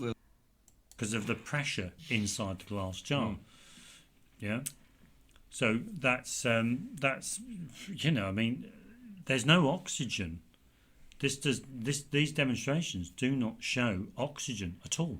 Well, it's clear that they don't demonstrate the measurement of oxygen in the air, and they don't demonstrate that there is oxygen in the air. Absolutely, of course. Do. Yes, again, they do if you do it correctly. Oh, let's see. Well, no, even if you do it incorrectly, they still. Yep. Okay. Good. Okay, but if you want to quantify it, you need to do it more correctly. Yes, but like just showing that there is oxygen in the air. Okay. Do you see something? They are now using a bigger container. Yep. Let's hope that they repeat the entire thing. So both experiments with this bigger vial. But it's also compressible. Yes, I was about to say it's not perfect as it's made out of plastic. No, that's on purpose because what they're doing here, they're replicating the guy.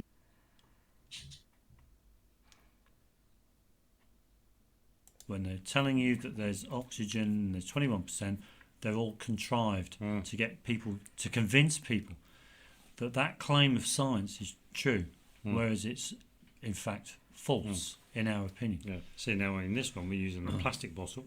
We've marked the fifths, but we've also cut out notches in the top. Have we shown that? Yeah, we'll just go back.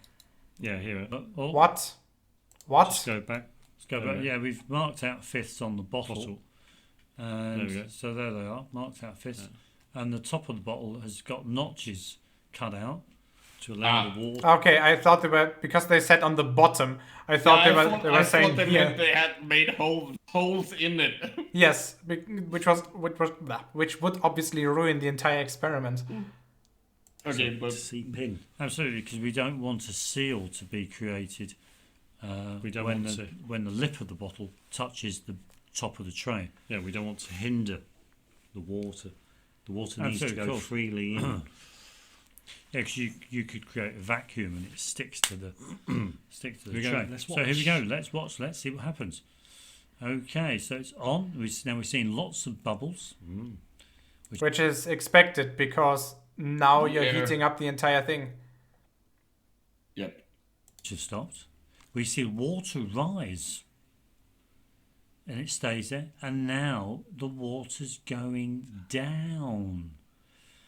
Isn't that amazing? It's going up and then it went down. Yeah. And then we see some more bubbles coming out. Because again, you're still heating. Expansion. Yes. Absolutely, more expansion. And there's more And as oxygen the because you flame have a bigger dims, volume you're starting to of see the water air level inside the rise back bottle. up It takes again. longer. And it goes up to quite a reasonable. Is it going to reach a fifth? Will it reach a fifth? Okay, that's not actually a I don't fifth of think the so. bottle. Oh no. No, it's not going to. No, it's going to stay like that. Now, this clearly shows that there is expansion of gas. Absolutely, yeah. Yes. The air- But you need to explain why the candle went out. It's just hilarious. They correctly identified that gas is expanded, yet they don't understand that it's the heat of the candle that is actually heating up the gas inside the container and therefore increasing its volume. Well, I think they understand that, but they don't understand that like in order, like the reason that comes out is because of the lack of oxygen. Like they are actually showing that there are oxygen in the.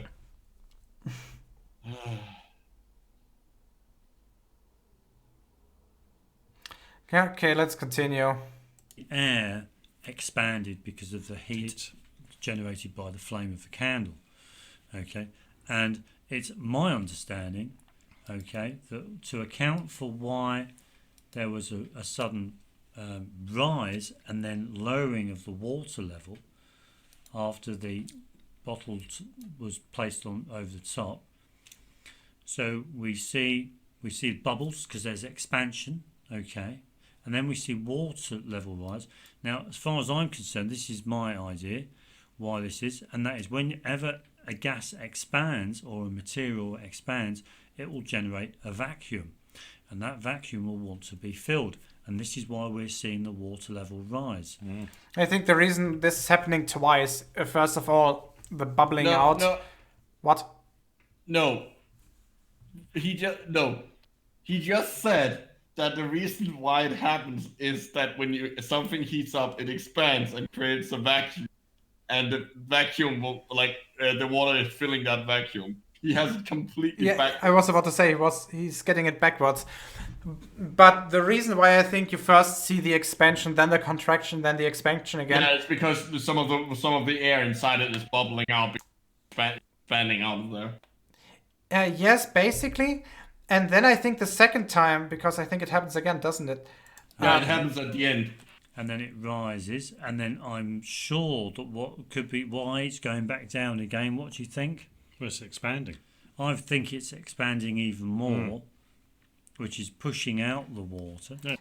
I think this is an artifact of the fact that this bottle is not incompressible. Yeah. I think if it was a glass bottle, you would not get this twice. That is why you don't see it in. That's why you didn't see it in the glass. Basically. Also, yeah. I would point out that since if they're claiming that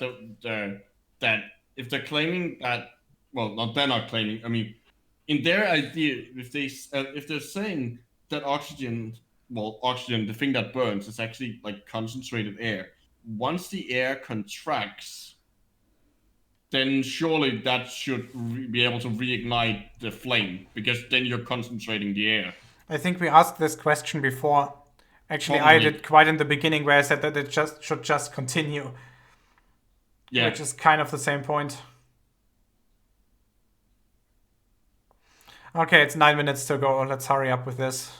See, this is the thing. The trouble with these demonstrations is you can't actually see what's happening inside the bottle. Inside the bottle, it's very difficult to determine what's happening inside the bottle. Because all you know... And now we're seeing the water rise because the heat's going down and the air inside the bottle is contracting. Yeah, because one thing we have to bear in mind also, and that is water cools things... Water cools things down. Absolutely, yeah. Water is generally cold. It's not. It's not hot, is it? When we carry out demonstrations like this, hot or cold water. Cold, yeah. Yes, again, they could eliminate this as a factor if they want to by just varying the temperature of the water. Yeah. So we're going to mark that, but we clearly see how high the water level's gone up, and it's certainly not a fifth. It falls much short of a fifth. Well, let it stand there and see where it reaches as the air cools down. It won't quite reach a fifth, but it will get a lot closer. Yes, I would actually suggest letting this stand there over the course of a few days. for the simple reason because then you might actually see the carbon dioxide dissolving in the water. Yeah. But you need to give it a lot of time. Yes. But they obviously, I'm gonna hazard a guess and say they don't like want to wait. They don't seem like people who would like sit around and wait for a long time for a science experiment. They want their results instantly. I wonder why that is. Because they're 12 mentally. Probably yes. From what we've done, we can safely say that none of these demonstrations, when we look at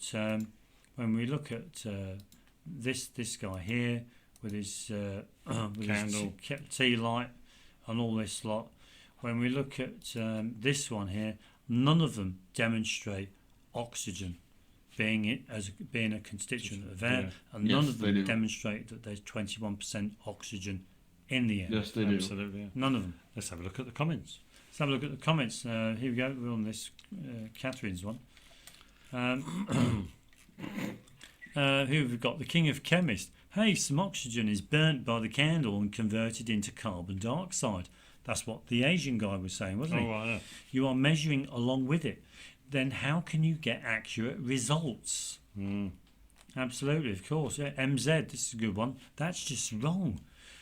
You're measuring the difference between the volume of the gas mixture when it says... They don't understand how this is literally like this is like, yes, it's a valid point against the experiment that she's performing. Not necessarily against the experiment, but just in terms of the accuracy that you expect from the experiment. That's what I mean. Like it's a valid point out, but they don't understand that that also means that also in order for the CO2 to be there, that speaks against them. It's so weird, because they can find a fault in quotation marks, in this experiment, they think that automatically proves their point.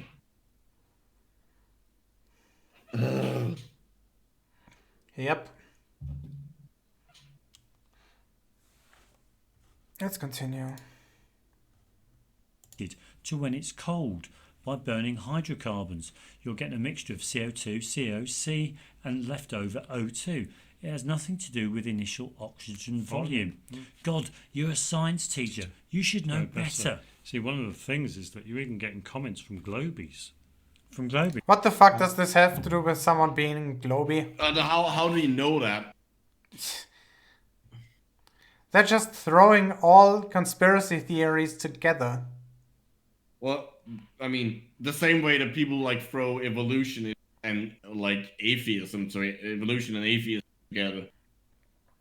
Yeah, okay, that's fair. If it's one thing. They obviously can't differentiate different parts of science. Absolutely. Leaving comments on this. And this demonstration it's carried out in many schools. In our opinion, should not be taught in schools. It shouldn't be taught in schools at all because it's not their opinion. Wrong. It's so wrong. But wasn't there another one? Just absolutely, of down? Course, yeah. But I can't work out why people try to compare the volume of water, which is a liquid, to the volume of a gas. How fucking stupid are they? Volume is volume. Full stop. It's a three-dimensional. It's a measure of three-dimensional space. That's it. Yes. It doesn't matter whether this volume is filled with water, or with gas, or with fucking mercury, or with baked beans. It doesn't make a fucking difference. As I said earlier, they're literally saying that if you empty a milk carton, the size of the milk carton changes. That is literally what they're saying. Ugh. Stupidity at its finest. It's just painful. It's just crazy. It's just crazy. Absolutely crazy. Somebody else will have to come in. Somebody else, Tech's medical research. She has no clue what the fuck she's doing. It's almost amusing to watch, though. I will get some popcorn and wait for her next experiment. You know, when you think about it, but the thing is, what they fail to realise is that she's actually just following the curriculum. She's following the curriculum. Absolutely, yeah, that's all she's done. And the curriculum has been set. No, the experiment is still valid. Educated people. There's some things to take into consideration, but that doesn't mean that it's not like that you can't get a reasonable measure using this experiment for like a basic measurement in like high school science class. In a high school science class, again, it's perfectly fine. But if you actually want to use this method for determining exactly how high the percentage of oxygen is in the atmosphere, this is by far not the best way to do it. Yeah, but like the commenters are expecting her to be exactly accurate, rather than show what she's actually doing is showing a high school experiment. Basically, yeah. This guy's one. See if there's any comments on here. This one, yeah, Stream Lee's Fish House. A physics teacher told me that the water level rise isn't due to the used up oxygen, but due to the temperature change of the candle going out. Oh my god, they actually commented on it. That's what we would agree, yeah. Expansion and contraction. You can see the water only rises once the candle has stopped, and if it were the combustion, you would expect a gradual change. Thus the O2 has been replaced by CO2. I must admit your numbers are very close to what you would expect, though. Absolutely. But we left a comment. We left a comment. Would you like to read this one? Oh, well then, great. I think your physics teacher was right, as the rise in the water level is due to the contraction of the air inside the inverted glass jar, because of the temperature pressure change inside it when the candle went out or was dimming. Was dimming, absolutely, yeah, of course.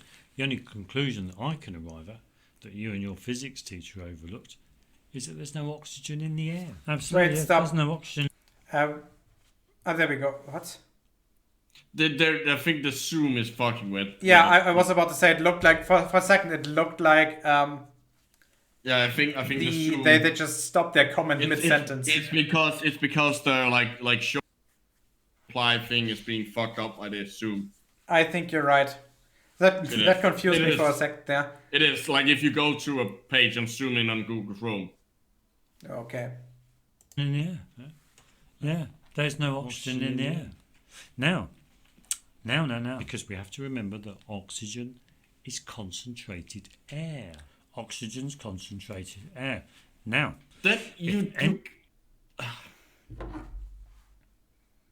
how do you concentrate air? Like, what is like? I know what that means in like real life, but what the fuck does that mean in their fantasy world? I don't know. Compressed, maybe? Well, no, but like, are they still saying that like the reason things burn, like the oxygen there, like the compressed, the concentrated air oxygen thing is what makes things burn? Because if that's what they're claiming, are they claiming there's like weird like pockets of like concentrated air in the air? Yeah, I understand what you're trying to say, but I don't know. I definitely don't understand what the fuck is happening in their minds. What mind? Yeah, that's why I was saying this with air quotes that you couldn't see. Oh. Okay, 5 minutes. Anybody out there thinks we're wrong, thinks that there is oxygen in the air. I think what would be a good test for those kinds of people would be to come up with a demonstration that would actually show that oxygen is in the air. Oh, we have. So, here's one for... Yeah, okay, first of all, the fact that you form carbon dioxide at all shows that there's oxygen in the air. Second of all, again, repeat this experiment with another fuel. Repeat it with a metal. For example, fucking sodium. It's so fucking easy to do this experiment with sodium. Or, yeah, you can do it with magnesium, but that burns at a very high temperature and it's not fun working with, and it's actually kind of dangerous. So just don't do that. Don't play with burning magnesium, kids. Yeah, the nice thing, if you do this actually with sodium, if you do it correctly. It will not burn. It will just directly basically fall apart as sodium oxide. It kind of like smolders at like a really. No, it doesn't even smolder. It just gets slightly warm and. Well, that's what I mean. That's what I meant by smolder. I was like being hyperbolic. Yes. Or like, well, not hyperbolic. That's the wrong word. I was being like, using flowery language. Yeah. Basically, what happens is when you take it after you take it out of its container, it will change its color from a metally shiny gray to basically white, and then slowly over time turn into a powder. Yep. Well, that takes too long, and it doesn't involve fire. No, it actually happens rather quickly. If you have let's just say something the size of maybe half a cubic centimeter, within 5 minutes it's completely reacted. That is too long for these idiots. And again, there you have the advantage that there's no strong heat development, and you have the advantage that there's no gaseous oxidation product. The only thing you have to worry about if you want to do it with the water is that you have to avoid the sodium falling into the... Yeah, but that's actually rather easy. Yeah, you obviously just place it on something. Not place it on something, just have the tube where you have have the container where you have the oxygen connected to the measuring cylinder with tubes so that they are physically separated. Oh, well, I would just like have a little platform raised above the water and place it on top and then put the... Yeah, but if it's raised on top, you're still running the danger of actually putting it, dropping it accidentally in there. My setup would be much safer. It would take more time though, because then you're diffusion limited in terms of the oxygen actually reaching the sodium. With these two idiots, I'm not really worried about their safety. I kind of see your point, but I want them to admit to be wrong. And this is why they must live, unfortunately. Okay, they're not gonna die from that small amount of sodium. How do you know that they're only using small amounts? Fair point. Also, John Allen, no, fire does not meet all the definitions of life. That's just wrong. It's not made out of cells. Well, you don't necessarily have to be made out of cells, but like, can you show me one life form that isn't made out of cells? No, but that is not a fundamental. Yeah, okay, it kind of falls under the white swan fallacy. Yeah, but like no, fire does not meet all the definitions of a life form. It's a simple chemical reaction. It's not. It's not live. Okay, less than 4 minutes to go.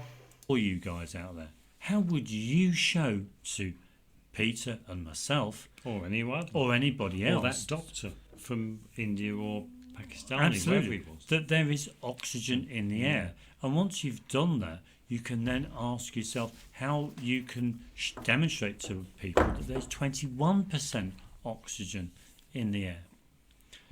Yeah, so think two about tests, that. 2 demonstrations. That's 2 demonstrations. We'd love to see comments. We'd love to see your videos if you've got one, or if you've got a link.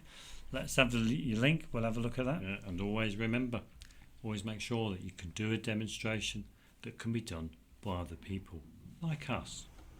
Absolutely, of course, yeah. So there you have it. We've certainly come to the conclusion now that there is no oxygen in the air whatsoever. Nitrogen, argon, all of that lot. Air is certainly not what we are led to think it is. Yeah, because nitrogen, oxygen, argon are all manufactured gases. And they're gases that do not exist naturally. What? Is he saying that argon does not exist naturally? Apparently. Oh, for fuck's sake. Okay. Absolutely. And they're gases that are manufactured from processing the air in a certain way by using electricity, pressure swing absorption, or by other methods to then generate those gases. So without those processes, those gases wouldn't exist. Yeah, you're getting it, aren't you? This is great. Yeah, absolutely. Yeah. So because it annoys me. It's annoying me now that whenever I go out and I talk to people and they're saying about oxygen being in the air, or whenever you hear of a doctor and they're talking about oxygen in your blood and oxygen this, oxygen that, oxygen this, and plants giving off, releasing oxygen. Do you want to go or should I? You do.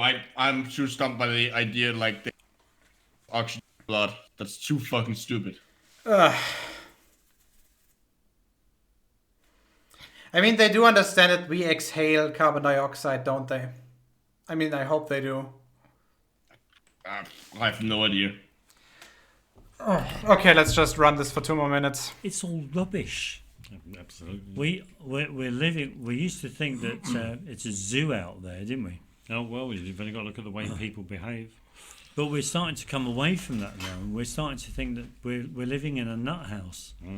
It's insanity. The society we're living in is insane. Yeah, because the human society is an asylum.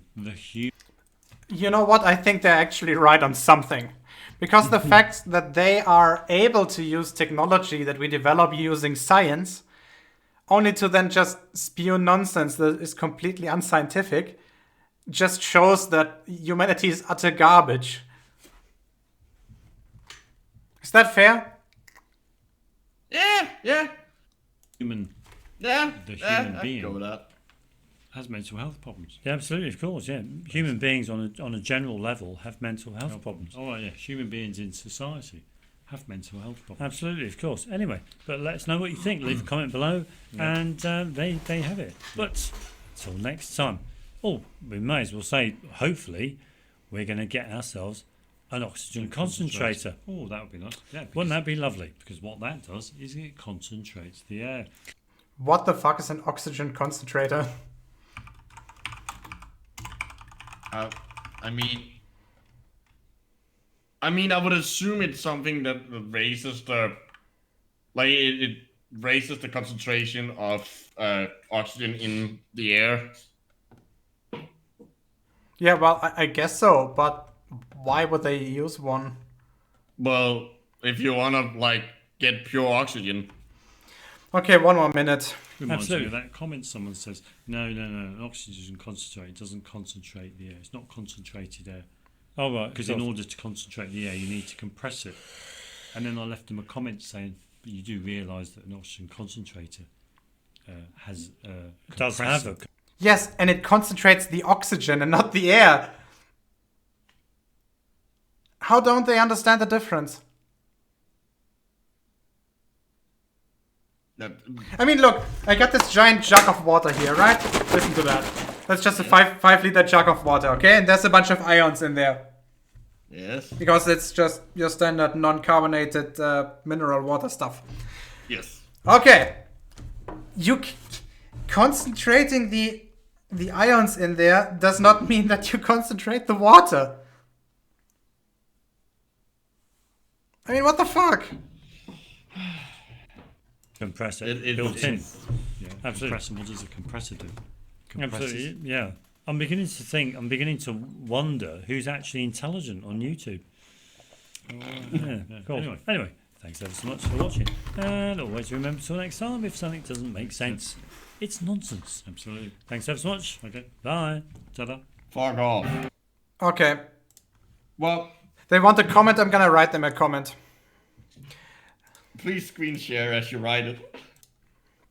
Yeah, no, I don't need that. There we go. Wait a second.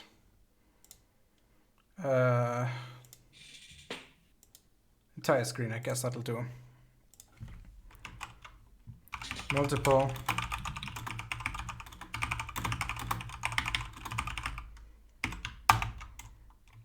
Now let's do it the more direct way.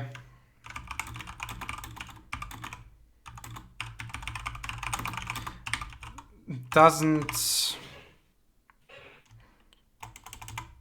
where the combustion product being a gas and the large temperature differences won't influence the accuracy of the result. Repeat the experiment using sodium metal as the fuel. It reacts with oxygen quite neatly, completely, and quickly without producing any gaseous combustion products or much heat that influence the amount of gas inside your test cylinder. Also, the reaction happens at very low temperatures,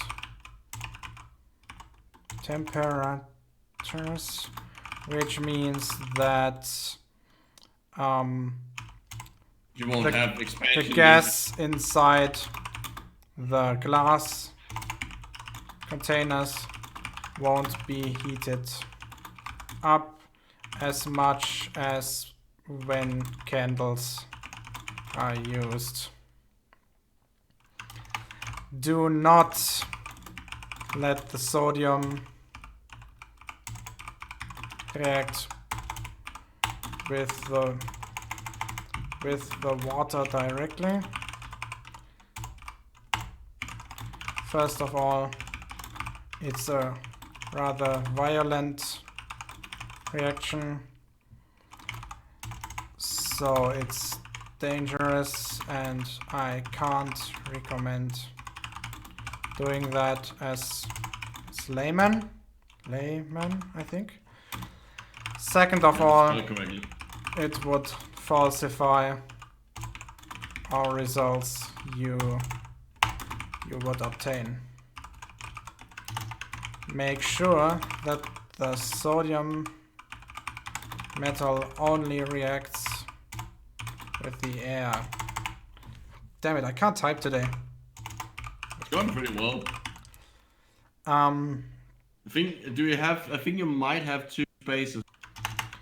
Sodium can be bought at pharmacies or even online. Just be safe and make sure that the sodium does not get into contact with water. The reaction of sodium with water produces highly flammable and partially explosive hydrogen gas, according to the following reaction formula. This is going way over their head. So what do we have? We have sodium. Yes. Plus water. H2O. Which would react to H2 and NaO. I'll do the... Yeah. Yeah, okay, so 1, so we got 2 sodiums and 1 hydrogen would be... yeah. There we go. No. No, wait. No, you don't have to. It was all like, you don't need any of the numbers, I don't think. It's already No. You have the same amount of atoms on either side. I do, but it's the wrong oxidation state. Oh, fair enough. Ah, there we go. There we go. Oh, okay, yeah, okay. So 2 sodium. There we go, that's it. Yeah, that looks right. Yes.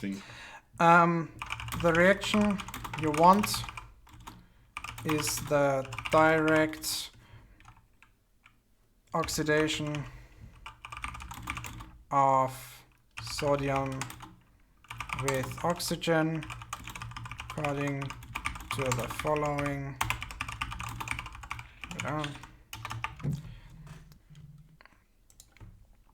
2Na plus 2 to sorry.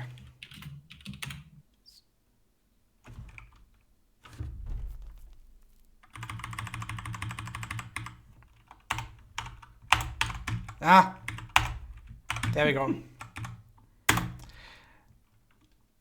2Na 2. Oh. Yep. Sodium oxide is a white powder. Don't sniff it. I don't know. It might be interesting if they do. I mean, powder. I don't think actually I don't think much is actually gonna happen if they if you actually sniffed so the sodium. Sodium oxide is very alkaline. It will fuck up your nasal cavity. Oh right, yeah, okay, that is. It's a very, very strong base.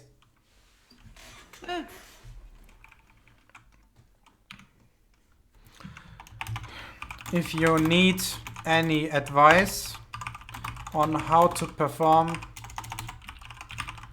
this experiment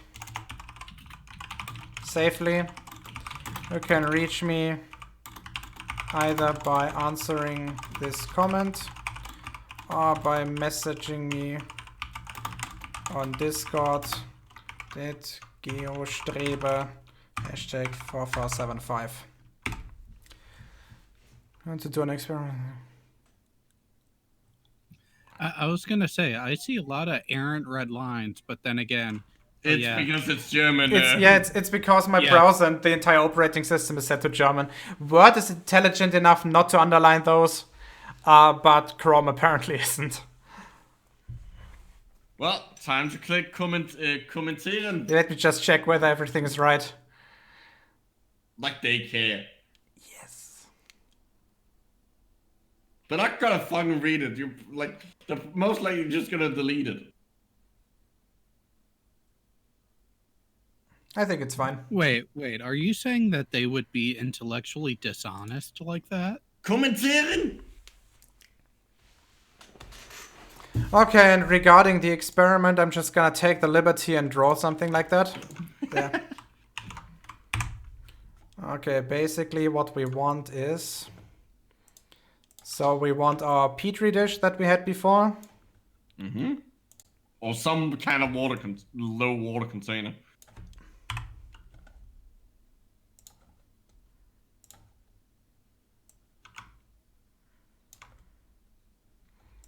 And then we want our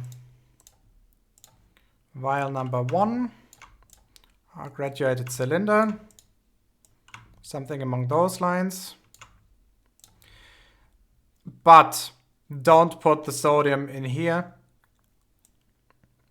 Okay, so this line here. You wanna have fun. This line here represents a hose, okay, like a tubing. It's a very, very thin tube. The most thinnest of the tubes. Okay, so you want your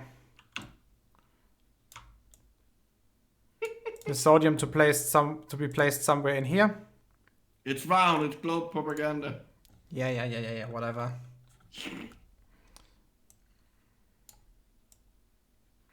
You want this to be filled with nitrogen, and you want to have a valve here, so you can open that whenever you want. That's basically it. When you open that, obviously, it will take forever because this is diffusion limited, right? Because it just takes oxygen in here to get to the metal. Yeah. But this will be very safe, and it will be much more accurate for two reasons. First of all, actually, you can just cool this if you want to, just to make sure that the temperature development is not as bad. Just to make clear, it's not nearly as bad as what they did.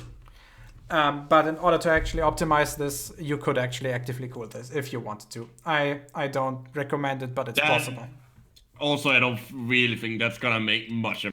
I don't think either. Just saying.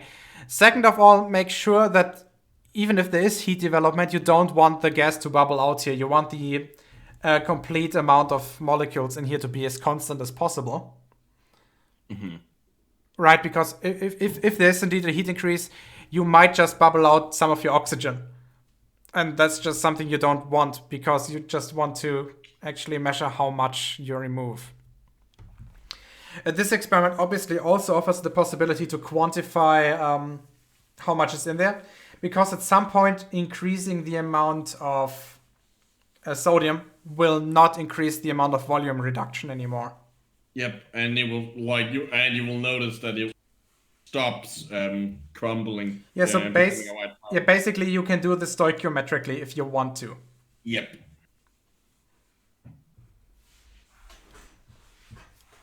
Okay, that's basically all. You guys have anything to add?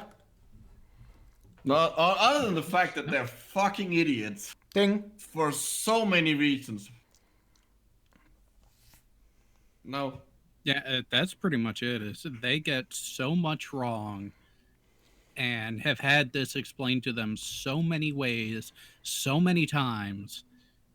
Their avoidance of the actual information it's got to be deliberate. Well, considering that like both me and you have been in a hangout with them, like they're insufferable to talk to. Oh, so do me a favor. If you want, you can just upvote this so that they actually get the chance to see it. I'm talking about my comment, not this hangout. Actually, do vote up this hangout as well if you want to. Upvote everything. Oh yeah, you were there. So yeah, like they're insufferable to talk to. Like they're done. They're really done in like incarnated.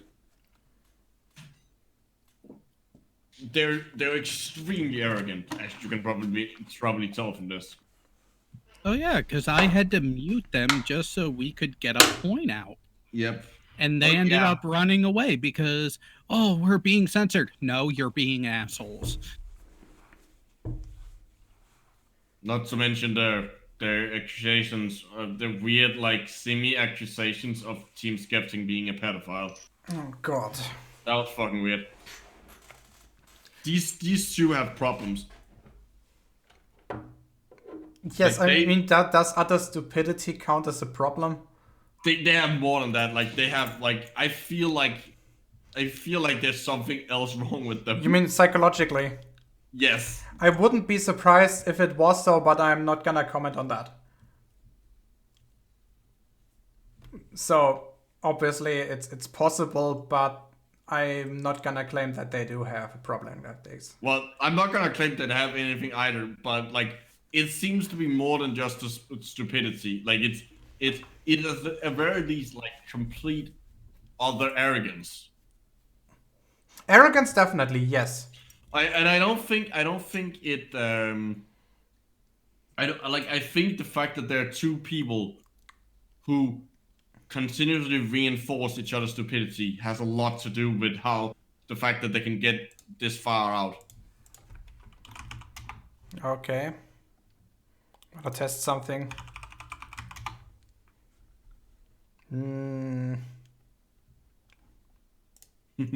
That's not what you. Oh, there we go.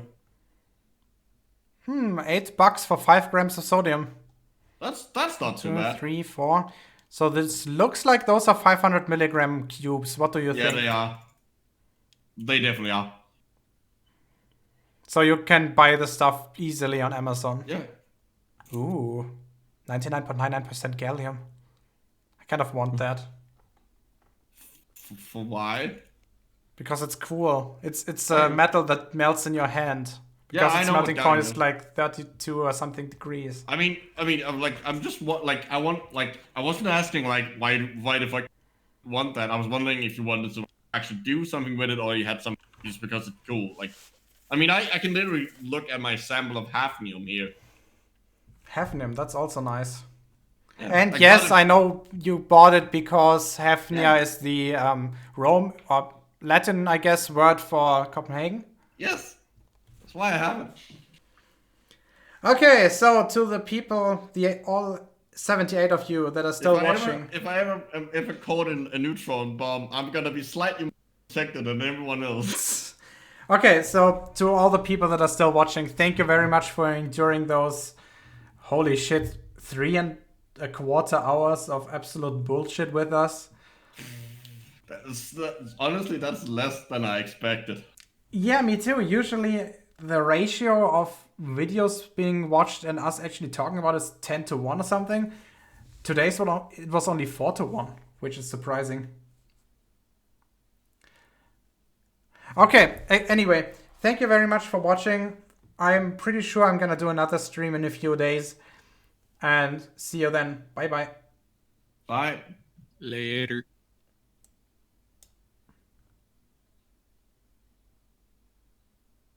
Baryon.